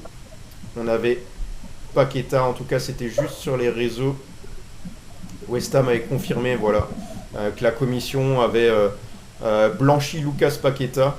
Voilà, en traduction, je ne suis pas extrêmement fort, mais ça n'a pas l'air si compliqué à comprendre. Nous pouvons confirmer que la commission réglementaire indépendante a blanchi Lucas Paqueta des accusations de mauvaise conduite portées contre lui par la FA pour des violations présumées de la règle E5 de la FA. Le club a soutenu Lucas depuis le début d'un processus long et difficile. Donc voilà, le club a dit l'avoir soutenu. On le rappelle que le joueur a 27 ans et été suspecté d'avoir favorisé ses proches dans un scandale de paris. Et puis plusieurs comptes domiciliés au Brésil et utilisés par des membres de la famille du joueur de West Ham auraient reçu des fonds liés à des paris massifs sur la possibilité que Paqueta soit averti. Donc c'est un petit peu étrange quand même cette histoire. Et Paqueta s'est exprimé à ce sujet. Il a dit: depuis le premier jour de cette enquête, j'ai maintenu mon innocence face à ces accusations extrêmement graves. Je ne peux rien dire de plus pour le moment, mais je tiens à exprimer mon impatience de revenir jouer au football avec le sourire. À ma femme, à West Ham United, aux fans et à ma famille, mes amis et mon équipe juridique qui m'ont soutenu, merci pour tout. Voilà, donc sur ce cas-là... Si tu veux traduire, en gros, c'est que West Ham a confirmé... si tu voulais remettre... Je pense que ça sert à rien parce qu'on va se répéter du coup. Après... parce que je viens de le dire en français tout à l'heure dans le... Ouais, voilà, c'est ça, ce que tu as dit, c'est ça. Merci en tout cas. Voilà, sur Lucas Paqueta, Joujou, le fait qu'il soit blanchi, toi tu avais confiance au joueur, est-ce que tu as confiance en la justice là, avec ce qui se passe? Parce que c'est quand même étrange cette histoire. Moi j'irais tant mieux pour Lucas Paqueta, parce que ça m'aurait fait souhait qu'il soit condamné pour ça, que ça aurait pu nuire à la suite de sa carrière. On sait que c'est un top joueur. Voilà, on va dire tant mieux. Après, moi, je suis pas partie des bancs des juges.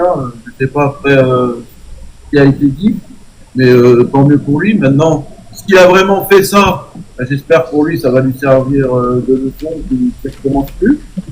Mais voilà, mais tant mieux pour lui. Il a eu un nuage au-dessus de la tête.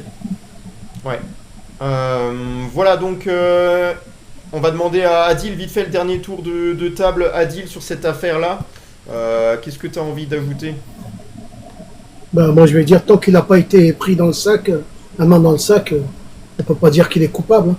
C'est pour ça que ces gars, maintenant, ils prennent des armées d'avocats pour pouvoir se défendre. Ils ont pas le choix. Même dans la vie, quand tu vois que t'as des gens qui les agressent dehors ou même verbalement, ils sont habitués avec les avocats. Alors ils ont beaucoup d'avocats, ils arrivent à se défendre. Damien. J'en avais parlé sur mon Europe Arena, je sais pas si vous vous en rappelez, hein, il y a 2 semaines, je crois que normalement il devrait être blanchi. Et puis de toute façon, comme j'ai envie de vous dire, il y a 1,3 million de livres sterling qui sont passés à droite. Donc voilà, c'est comme ça, quand tu as de l'argent, tu arrives à faire beaucoup de choses. Donc voilà. Mais une dernière chose, au vu de ce qui s'est passé, au vu des cartons jaunes qu'il a pris, je doute fortement que voilà. Ouais, Greg. Non, bah écoute, moi j'ai pas vraiment d'avis. Écoute, chacun se fera sa propre opinion. Oui, tant mieux pour lui parce que ça lui permet de continuer à faire son métier. Et voilà, et puis j'espère qu'il va aussi faire une grosse saison avec West Ham, ou du moins il va peut-être partir de West Ham, mais en tout cas dans le club dans lequel il jouera, j'espère qu'il fera une grosse saison. Parce qu'au-delà de ça, c'est un super joueur de foot, on l'a vu, il nous a régalé. Et c'est un joueur qui pour moi a quand même la possibilité de faire autre chose de sa carrière. Maintenant, après, voilà, tant mieux pour lui. Comme Eddie a dit, il est blanchi et voilà, c'est pas de notre ressort. C'est la justice et tant mieux pour lui, voilà. Tout simplement. Voilà, donc moi j'ai fait le tour là. Est-ce qu'on peut ajouter quelque chose sur l'actualité lyonnaise? On a fait le tour complet. Ça va pour le moment. On aura des choses à voir de toute façon les prochains jours. On a la Fresh Ligue 1, ça fait longtemps que Greg n'a pas pu la faire. Est-ce qu'on a des informations? Alors je pense que tu as pris surtout les informations essentielles, c'est ça? Ouais, bah, j'ai quelques infos, alors je vais vous les dire. Allez, on part Alors, sur ça la va Fresh Ligue 1, c'est parti. Ça va être beaucoup mercato, hein, forcément. Alors Toulouse qui bouge un petit peu sur le mercato. Ça c'est des infos qui sont d'aujourd'hui, hein, parce que j'ai vu j'ai écouté Jojo pour la Fresh Ligue 1 hier, et donc je vais pas prendre les mêmes infos parce que ça sert à rien. On va pas vous répéter 2 fois la même chose. Donc le TFC, ils sont très bien partis pour recruter Santiago Hidalgo. C'est un attaquant argentin de 20 ans qui a fait une saison intéressante à l'Independiente en Argentine, et il devrait coûter 2,85 millions d'euros hors bonus. Voilà, donc il devrait arriver à Toulouse. Greg, Oui. ça vient d'être officialisé à 21h01. Bah voilà, il était attendu aujourd'hui pour passer sa visite médicale et voilà, c'est fait. Donc voilà, c'est aucun rapport avec Michel Hidalgo, hein, attention, hein, pour ceux qui voilà. C'est un Argentin, donc on verra bien ce qu'il donnera. Aubameyang, donc Jojo en a parlé, mais donc là ça a été officiel. J'ai bien aimé ça m'a fait marrer la présentation avec la foudre frappe 2 fois au Vélodrome. Allez la voir, franchement je trouve qu'elle est sympa. Je trouve que les clubs de Ligue 1 font vraiment du bon boulot. Lens avec les Simpsons, l'OL aussi qui avait fait un truc sympa et tout. Marseille, donc ils font du bon boulot au niveau présentation. Donc voilà. Voilà, donc contrat de 2 ans pour Aubameyang qui revient, qui avait donc mis un terme à son contrat avec Al-Qadsiya en Arabie Saoudite et qui est donc marseillais. Un autre joueur qui va arriver, donc c'est Igor Pachao qui est donc va passer sa visite médicale. Logiquement, c'est 35 millions d'euros pour le transfert. Voilà. Marseille, il y a également. Alors oui, ça c'est alors, tous les Marseillais se ruent sur le truc et sont hyper contents. Alors je suis content pour eux, mais bon voilà, on croit qu'ils ont recruté le nouveau Sergio Ramos. Voilà, ils sont sur donc Joël Ordonez. C'est un défenseur central équatorien. Les Équatoriens ont vraiment la cote, franchement, sur ce marché. Voilà. Après Pacho au PSG. Donc Joël Ordonez qui devrait s'engager pour environ 30 à 32 millions d'euros, on ne sait pas trop sur le montant, et 15% à la revente pour Bruges. Et voilà, donc c'est un défenseur central équatorien qui devrait rejoindre l'OM. Moi je trouve que c'est vraiment très très très cher pour un joueur équatorien dans le championnat de Belgique, mais il paraît que vraiment c'est un crack, donc on verra bien. Donc ça va être donc Marseille recrute à tour de bras. Ensuite, on en avait parlé, et lui, franchement, faut le surveiller, parce que Kendry Paez, ça y est, à Strasbourg, c'est fait. Près d'1 an, il était recruté par Chelsea, Et donc il est prêté à Strasbourg 1 an. C'est vraiment une pépite. Lui, c'est vraiment un super joueur équatorien que j'ai vu jouer plusieurs fois. Et franchement, hâte de voir vraiment ce qu'il va donner en Ligue 1 parce que c'est vraiment je pense que c'est vraiment un crack. Alors on verra bien si je me trompe ou pas, mais ça va être intéressant. Lui, on le connaît bien, même si il a très peu joué sous notre maillot, mais c'est Warmed Omari, qui est donc est retourné à Rennes. Rennes demande 2,5 millions d'euros. Et on a Udinese et le HSV Hambourg, club qu'on a battu en amical, qui sont sur le coup. Donc voilà, Rennes demande 2,5 millions d'euros pour s'en séparer. Le PFC, qui a une stratégie un peu bizarre, cherche toujours un attaquant. Et là, ils sont sur Mohamed Bayo de Lille. Lui, c'est une catastrophe. Enfin, il n'a jamais réussi à s'imposer. Voilà, c'est souvent, lui, des problèmes extrasportifs, notamment des sorties en boîte de nuit, des trucs comme ça. Voilà, il n'a jamais eu le niveau de Lille. Et donc, il pourrait filer au PFC. Voilà. Il y a Sassuolo qui est aussi intéressé par Mohamed Bayo. Monaco, rapidement, qui a gagné hier soir 3-1 contre le Torino et qui a remis ça. Donc ils ont remis ça, nouvelle victoire pareil, 3-1 contre le Torino. Voilà, côté Monaco, niveau transfert, ils cherchent toujours un gardien et ils sont proche d'un accord avec Lucas Radecki, le gardien donc je crois du Bayer Leverkusen il me semble. Voilà, et ils sont aussi sur Ryan. Alors Ryan c'est un ailier de 18 ans, pareil que c'est un vrai prospect au Brésil qui joue à Vasco de Gama. Voilà, donc ils sont sur lui, donc ils vont peut-être refaire un coup à la Vanderson, on verra bien. Ensuite, j'ai vu dans les commentaires tout à l'heure quelqu'un qui en a parlé. Ça va peut-être être le feuilleton au PSG, c'est Donnarumma. Vous savez que pendant ces derniers jours, le PSG a trouvé un accord pour recruter Lucas Chevalier.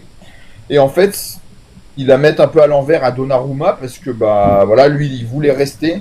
Sauf qu'en fait, on trouve pas de solution, on trouve pas d'accord au niveau du contrat. Alors Donnarumma, il voulait quand même 12 millions d'euros par saison. Et le PSG, donc une prolongation, et le PSG veut le prolonger et veut lui offrir 7 millions d'euros plus 3 de bonus. Donc ce qui équivaut à 10 millions. Voilà, et en fait, lui, il veut 12, donc il est prêt à aller au bras de fer. Et vu qu'il n'apprécie pas forcément le fait que le PSG recrute Lucas Chevalier, entre guillemets, il est prêt limite à rester 1 an au PSG et pourquoi pas partir libre en 2026. Je tiens à dire aussi que le PSG l'avait recruté libre à Milan, donc il avait déjà fait le coup à Milan. Donc c'est pas son premier coup d'essai. Après, il y a la presse anglaise qui explique que Manchester United qui recherche un gardien, pourrait passer à l'action pour Donnarumma, donc on va voir ce que ça donne. Lille, ils sont ok pour vendre Chevalier, par contre ils veulent un remplaçant, absolument. Et ils étaient sur Robin Ruffs, c'est un gardien du NEC Nîmes, un gardien de 22 ans, sauf qu'il devrait s'engager avec Sunderland. Donc tout est à refaire, ils cherchent un gardien, Lille. Brest, qui donc on parle beaucoup des gardiens sur ce mercato, en Ligue 1, Brest qui a donc perdu Marco Bizot. Et Brest en fait qui serait prêt à mettre 3,5 millions d'euros au maximum sur Noël Tornvist. C'est un gardien suédois du club de Mjällby IF en Suède, donc on va voir ce que ça donne. Mais ils ont proposé 2,2 millions d'euros, ça a été refusé et ils sont prêts à aller jusqu'à 3,5 mais pas plus. Donc on va voir ça. Offenheim qui voudrait mettre 1 million d'euros sur Jacques Ecomier. C'est un joueur d'Angers qui est arrivé il y a 1 an. Rennes. Ancien Bordelais. Ouais. Ancien Bordelais en plus. Donc, je connais pas vraiment le joueur, j'ai déjà vu 2-3 matchs mais pas plus.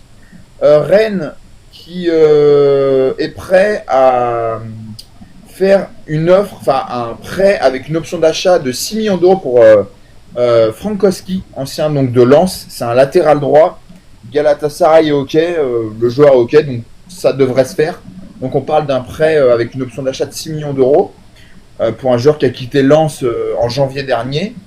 Henrik Meister, lui franchement il avait fait une saison fantôme, sauf qu'on l'a découvert et il nous a planté un but lors de la première journée, je m'en souviens, quand on avait perdu ce fameux match à Rennes. Un très grand attaquant, je crois que c'est un Scandinave, et en fait lui il a été prêté dans la foulée à Pise. Voilà, et en fait il devrait être acheté par Pise, club promu en Serie A cette année, pour 5 millions d'euros. TJ Savanier qui est proche du club de Al Kholoud, C'est un club en Arabie Saoudite. Voilà, Montpellier veut s'en séparer. Ça aussi, c'est une histoire. Damien nous en parlera peut-être mieux. Mais en tout cas, ça, c'est une histoire, je trouve ça inadmissible. Si vous vous souvenez de l'action entre João Neves et Cucurella en finale de la Coupe du Monde des clubs, quand il lui tire les cheveux, on apprend aujourd'hui que João Neves n'aura pas de suspension. Alors, il n'y a pas d'amende, il n'y a pas de suspension, donc il pourra jouer le match de la Super Coupe d'Europe contre Tottenham. Voilà, et de ce qu'on apprend, c'est qu'il ne sera pas suspendu pour un premier match de Ligue des Champions ou quoi. Donc voilà, donc le PSG fait un peu ce qu'il veut dans le meilleur des mondes, on est un peu habitué. Voilà, et je termine par Strasbourg. Strasbourg, c'est 11e arrivée à Strasbourg avec Paez, peut-être la 12e. Ils ont fait une offre de 12 millions d'euros pour Lucas Högberg, donc c'est un défenseur central de Nord-Jylland, un jeune défenseur central danois. Pour l'instant, il n'y a pas eu de réponse, mais en tout cas, on verra bien. Lorient, il voudrait se faire prêter Faris Moumbagna de l'OM, qui joue plus du tout, qui a été blessé et qui n'a jamais trouvé sa place à Marseille. Voilà, donc un échec. Et donc Lorient veut se le faire prêter, sauf qu'il y a Levante et le PAOK Salonique dessus.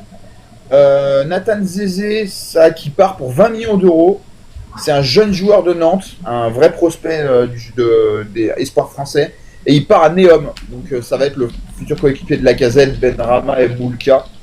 Donc c'est un très jeune joueur qui part. Comme quoi l'Arabie Saoudite attire vraiment même les très très jeunes joueurs. Et puis ça, je trouve ça aussi dommage et triste.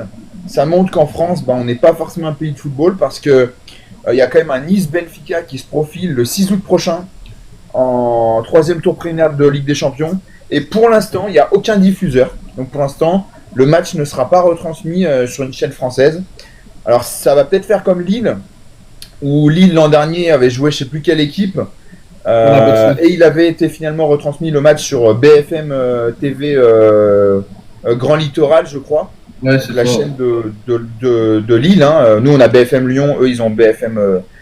Grand Lille, je crois, c'est BFM Grand Lille, ça s'appelle. Oui, voilà, Grand Lille. Et donc, le match sera peut-être diffusé dessus. Mais, le match sera peut-être diffusé sur la BFM de Nice, je veux dire. Mais bon, c'est dommage parce que à moins d'une semaine du match, t'as aucun diffuseur qui a. Pourtant, c'est un gros match, c'est contre Benfica. Voilà. C'est tout pour la presse Ligue 1. Ouais, c'est Avant de démarrer l'Europa League, je peux poser une question à Greg? L'Europa League. L'Europa Arena, ouais, vas-y. Europa. Je voulais revenir sur Strasbourg et le joueur que tu as dit, le joueur qui va être prêté à Strasbourg. C'est qui va payer son salaire? C'est Chelsea ou c'est Strasbourg?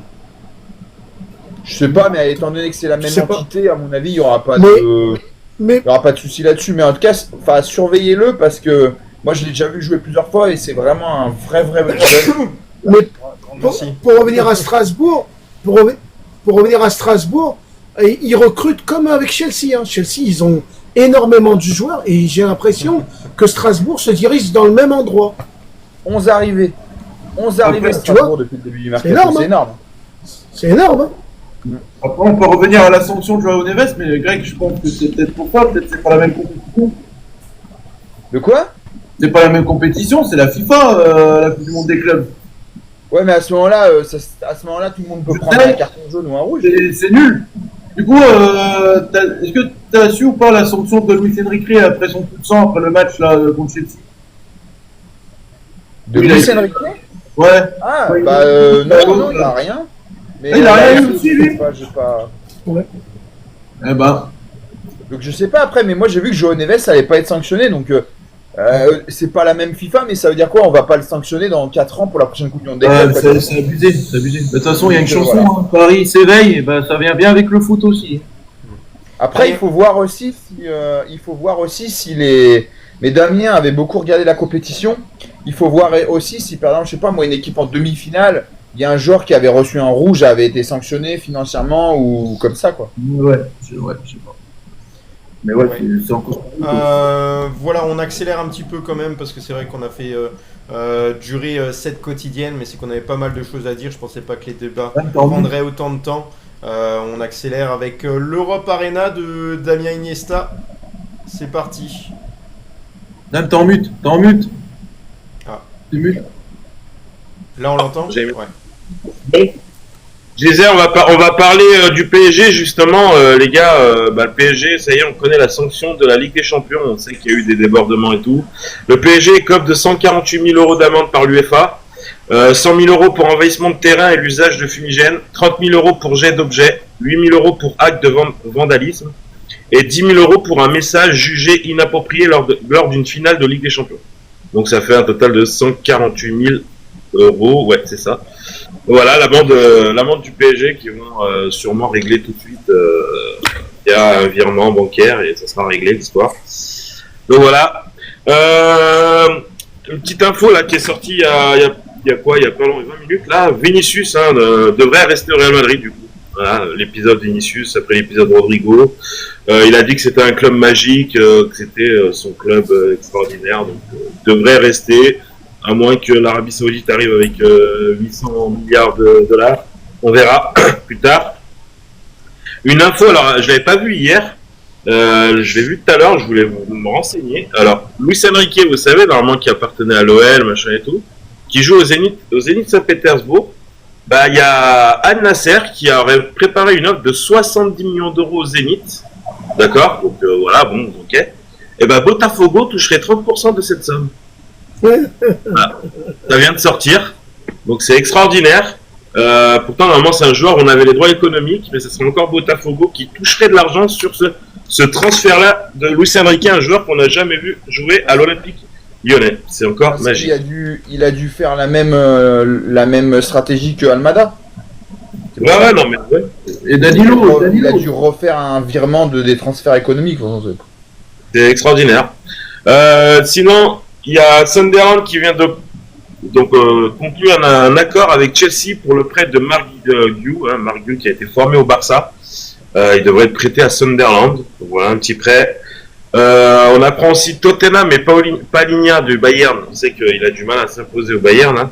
Ils sont en contact depuis 2 semaines. Le joueur est ouvert à un transfert en Première Ligue et à Tottenham.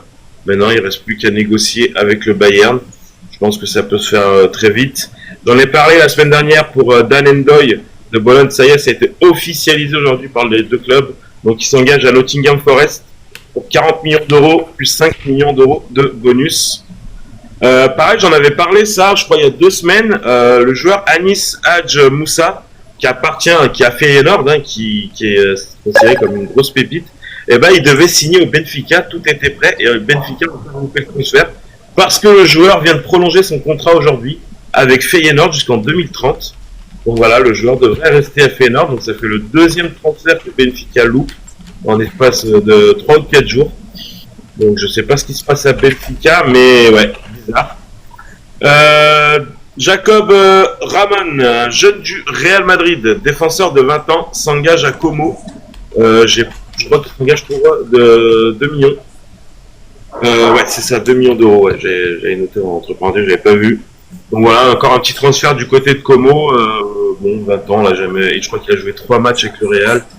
Donc je sais pas ce que ça vaut. Al Nasser qui est proche de conclure un accord avec Kim Min-jae, le défenseur central du Bayern, donc qui serait d'accord pour rejoindre l'Arabie Saoudite. Pareil, il devrait s'engager pour jusqu'en 2029. Maintenant, il faut qu'il y ait les 2 accords des clubs, et bon, Al Nasser va sortir chéquier, je pense que ça va se faire aussi. Luka Jovic, vous savez, qui a été libéré par le Milan, qui était en fin de saison, qui marquait pas mal de buts avec le Milan. On m'en avait parlé, ce serait bien que l'OL le fasse, machin et tout, parce qu'il est libre de tout contrat. Et malheureusement, le joueur est attendu demain en Liga. Il devrait rejoindre le promu Oviedo, donc le Real Oviedo. Donc voilà, le joueur est attendu demain pour passer sa visite médicale. Donc voilà. Sinon, alors ça aussi, vous savez, l'histoire Isaac, il s'est mis d'accord avec Liverpool. Vous savez qu'il s'entraîne pas avec Newcastle. Alors ça, je savais pas qu'il pouvait le faire. Il s'entraîne à la Real Sociedad. Il s'entraîne en Espagne depuis quelques jours. Donc ça, c'est quand même bizarre. Pourtant, il a encore un contrat avec Newcastle, mais le joueur s'entraîne à la Real Sociedad en Espagne. Donc voilà, on verra C'est son le ancien final club. de ce joueur. City refuse l'offre pour McCarthy de 29 millions d'euros de Nottingham. Je crois qu'ils avaient fait 23 la première, là c'est 29 refusés, ils en veulent 40. mais je pense que ça va se faire. Ils vont offrir 35 avec des bonus, ça devrait se faire. Donc Makati, un joueur qu'on parlait potentiellement peut-être rentrer à Lyon, je pense que c'est mort. Jetson Fernandez du Beşiktaş s'engage au Spartak Moscou pour 27 millions d'euros. Donc un transfert en Russie. Donc voilà, la Russie a des sous. Sancho, l'épisode Sancho aussi, je crois qu'il va me prendre 3 semaines cet épisode. Bah, lui, il a dit qu'il voulait que Dortmund. Il est même prêt à réduire son salaire de 16 millions d'euros par an à 8 millions d'euros. Donc voilà, il a fait comprendre à la direction qu'il ne voulait que Dortmund. Manchester aimerait bien de l'argent, mais Dortmund n'est pas trop... Voilà, donc c'est assez compliqué, cet épilogue Sancho acheté trop cher par Manchester. Un autre prêt qui arrive, alors vous savez que le club de Girona d'Espagne est dans le même groupe que City, que Manchester City. Donc ils vont se faire prêter là un joueur de Manchester City qui est arrivé cet hiver, c'est Victor Reis. Donc voilà, il va être prêté à Riron. Et on apprend, il y a quelques minutes, Echeverry, qui était promis à la Roma, ben non, normalement il devrait aussi rejoindre Gérone. Donc le joueur est attendu ce week-end. Voilà, Echeverry qui devrait être prêté à Gérone. Donc ça fait 2 prêts du même groupe. Donc voilà, on verra si ça va se faire officiellement. Mais normalement, Echeverry et Victor Reis sont attendus du côté de Gérone. Manchester a informé Leipzig qu'ils étaient prêts à soumettre une offre officielle pour Sesko si le joueur acceptait la proposition des Mancuniens et annulait la proposition, parce qu'il faut savoir que Newcastle est rentré dans la danse et en fait ils veulent plus que Newcastle négocie avec Sesko. Donc à voir si ça va être bon ou pas pour Manchester. Leur manière d'aborder les joueurs, je trouve qu'elle n'est pas très classe, mais bon. Et dernière info, il me l'avait volé, monsieur le président Olivier. Je voulais parler de l'info Paqueta blanchi justement, mais dessus il y a une autre info, c'est que West Ham en attend 60 à 70 millions d'euros pour son joueur. Vous savez qu'ils veulent le vendre hein, qu'il arrive. Pour l'instant, il y a 2 clubs qui le voudraient, c'est Al Nasser bien sûr et Flamengo au Brésil. Je doute que Flamengo puisse mettre 60-70 millions d'euros pour Paqueta, mais Paqueta par contre sa priorité c'est de rejoindre le Brésil. Il veut retourner au Brésil. Donc voilà pour les infos ce soir les gars. Je tiens à préciser pour ceux qui sont arrivés très tard, parce qu'on nous dit ah mince, on a manqué des infos. La rediffusion intégrale sera sur YouTube, donc n'hésitez pas à taper Peuple du Rhône sur YouTube. Vous avez également, comme je vous l'ai dit juste avant, la grosse nouveauté. On va partir sur une campagne de 10 semaine. Sur cette nouveauté, c'est l'abonnement PDR+. Vous avez l'opportunité de suivre à la minute l'actualité lyonnaise. Il suffit de s'abonner sur la chaîne TikTok Peuple du Rhône. Et à ce moment-là, vous aurez l'opportunité d'avoir plein d'avantages comme des vidéos exclusives et également des actualités à la minute. Vous avez également des articles de journaux de ferveur lyonnaise et plein d'autres choses qui sont très cool. En tout cas, ceux qui nous ont rejoints se sont bien éclatés pour le moment, ont été très surpris. Et puis également, cette nuit également, on a travaillé parce que travaille jour et nuit. Donc dès qu'on a l'opportunité de faire quelque chose, on fait quelque chose et tout le monde s'éclate. Donc voilà, c'est vraiment la fête chez nous en ce moment. Merci beaucoup. On va regarder ensemble le classement des meilleurs auditeurs. D'abord Jojo. Ouais, t'as oublié de dire le groupe Fun aussi, que j'ai créé hier. Ah, bah, je te laisse faire la pub. Voilà, le groupe Fun que j'ai créé hier, donc voilà, on est déjà 11 membres dessus. Donc ce groupe-là, donc je vais me concerter avec Adil et puis on va faire selon mon planning, bien évidemment, parce que moi je ne travaille pas le jeudi. Donc je pense que le mercredi soir, il y a moyen qu'on se fasse des petits jeux, des quiz de foot et tout en live. Donc directement sur Messenger, ça peut être sympa. J'organiserai aussi des débriefs ensemble aussi avec Adil et tout sur les matchs de Lyon, malgré qu'on va le faire aussi sur Peuple du Rhône. Donc voilà, restez branchés les gars, tout sera indiqué sur le groupe Fun Peuple du Rhône sur Facebook. Voilà les gars. Voilà, donc on a fait le point. Merci là, je vois qu'il y en a encore qui cherchent à nous récompenser là. Merci beaucoup, c'est un grand plaisir de vous avoir eu à nos côtés. 208 000 j'aime, c'est vraiment un très gros score. Donc on va regarder ensemble le classement des meilleurs auditeurs. Alors on a Lilian qui est à la première place. Je vois qu'il y en a qui étaient bien plus haut, mais si les gars vous quittez le live à ce moment-là, votre classement est parti. Je vois ça. Donc on a deuxième Ayed Saïdan, troisième Yohan, qui d'ailleurs est un tout nouvel abonné PDR+. Donc ce soir, après le live, c'est bien ça, là dans quelques minutes, je prends contact avec toi et je te donne tous tes avantages. Quatrième Flogone, cinquième Ours Polaire, sixième Arc Lyon, septième Jojo, 8e Damino. On a également voilà, d'autres personnes qui sont là. Il y a Juju qui est venu faire un tour. On a Panizza également qui est venu faire un tour. Le fameux Laurent Gaune. Et puis plein d'autres auditeurs. On a vu également des nouvelles têtes, des nouveaux abonnés. Donc on vous remercie. Vous êtes encore une fois ce soir abonnés en masse. On vous en remercie les gars. Moi ce que je vous propose, c'est que ce ne sera pas moi normalement demain soir, mais en tout cas c'est de revenir demain soir pour avoir les dernières actualités sur l'Olympique Lyonnais. Donc voilà, merci à tous les gones. On vous souhaite une bonne soirée. Encore Adil pour le mot de la fin. 19h les gars, Et on demain. vous- Je suis obligé de faire 19h demain. 19h Adil, je veux demain. Ouais, je suis obligé les Et gars, on j'ai pas le choix. et on remercie les auditeurs de nous avoir gâtés. Ouais, merci beaucoup en tout cas. Merci d'être là. pour C'est les important. gones. Et allez l'OL les gars. Merci pour tout. Allez l'OL les gars. Allez, ciao les gones. Bonne soirée tout le monde. Ciao.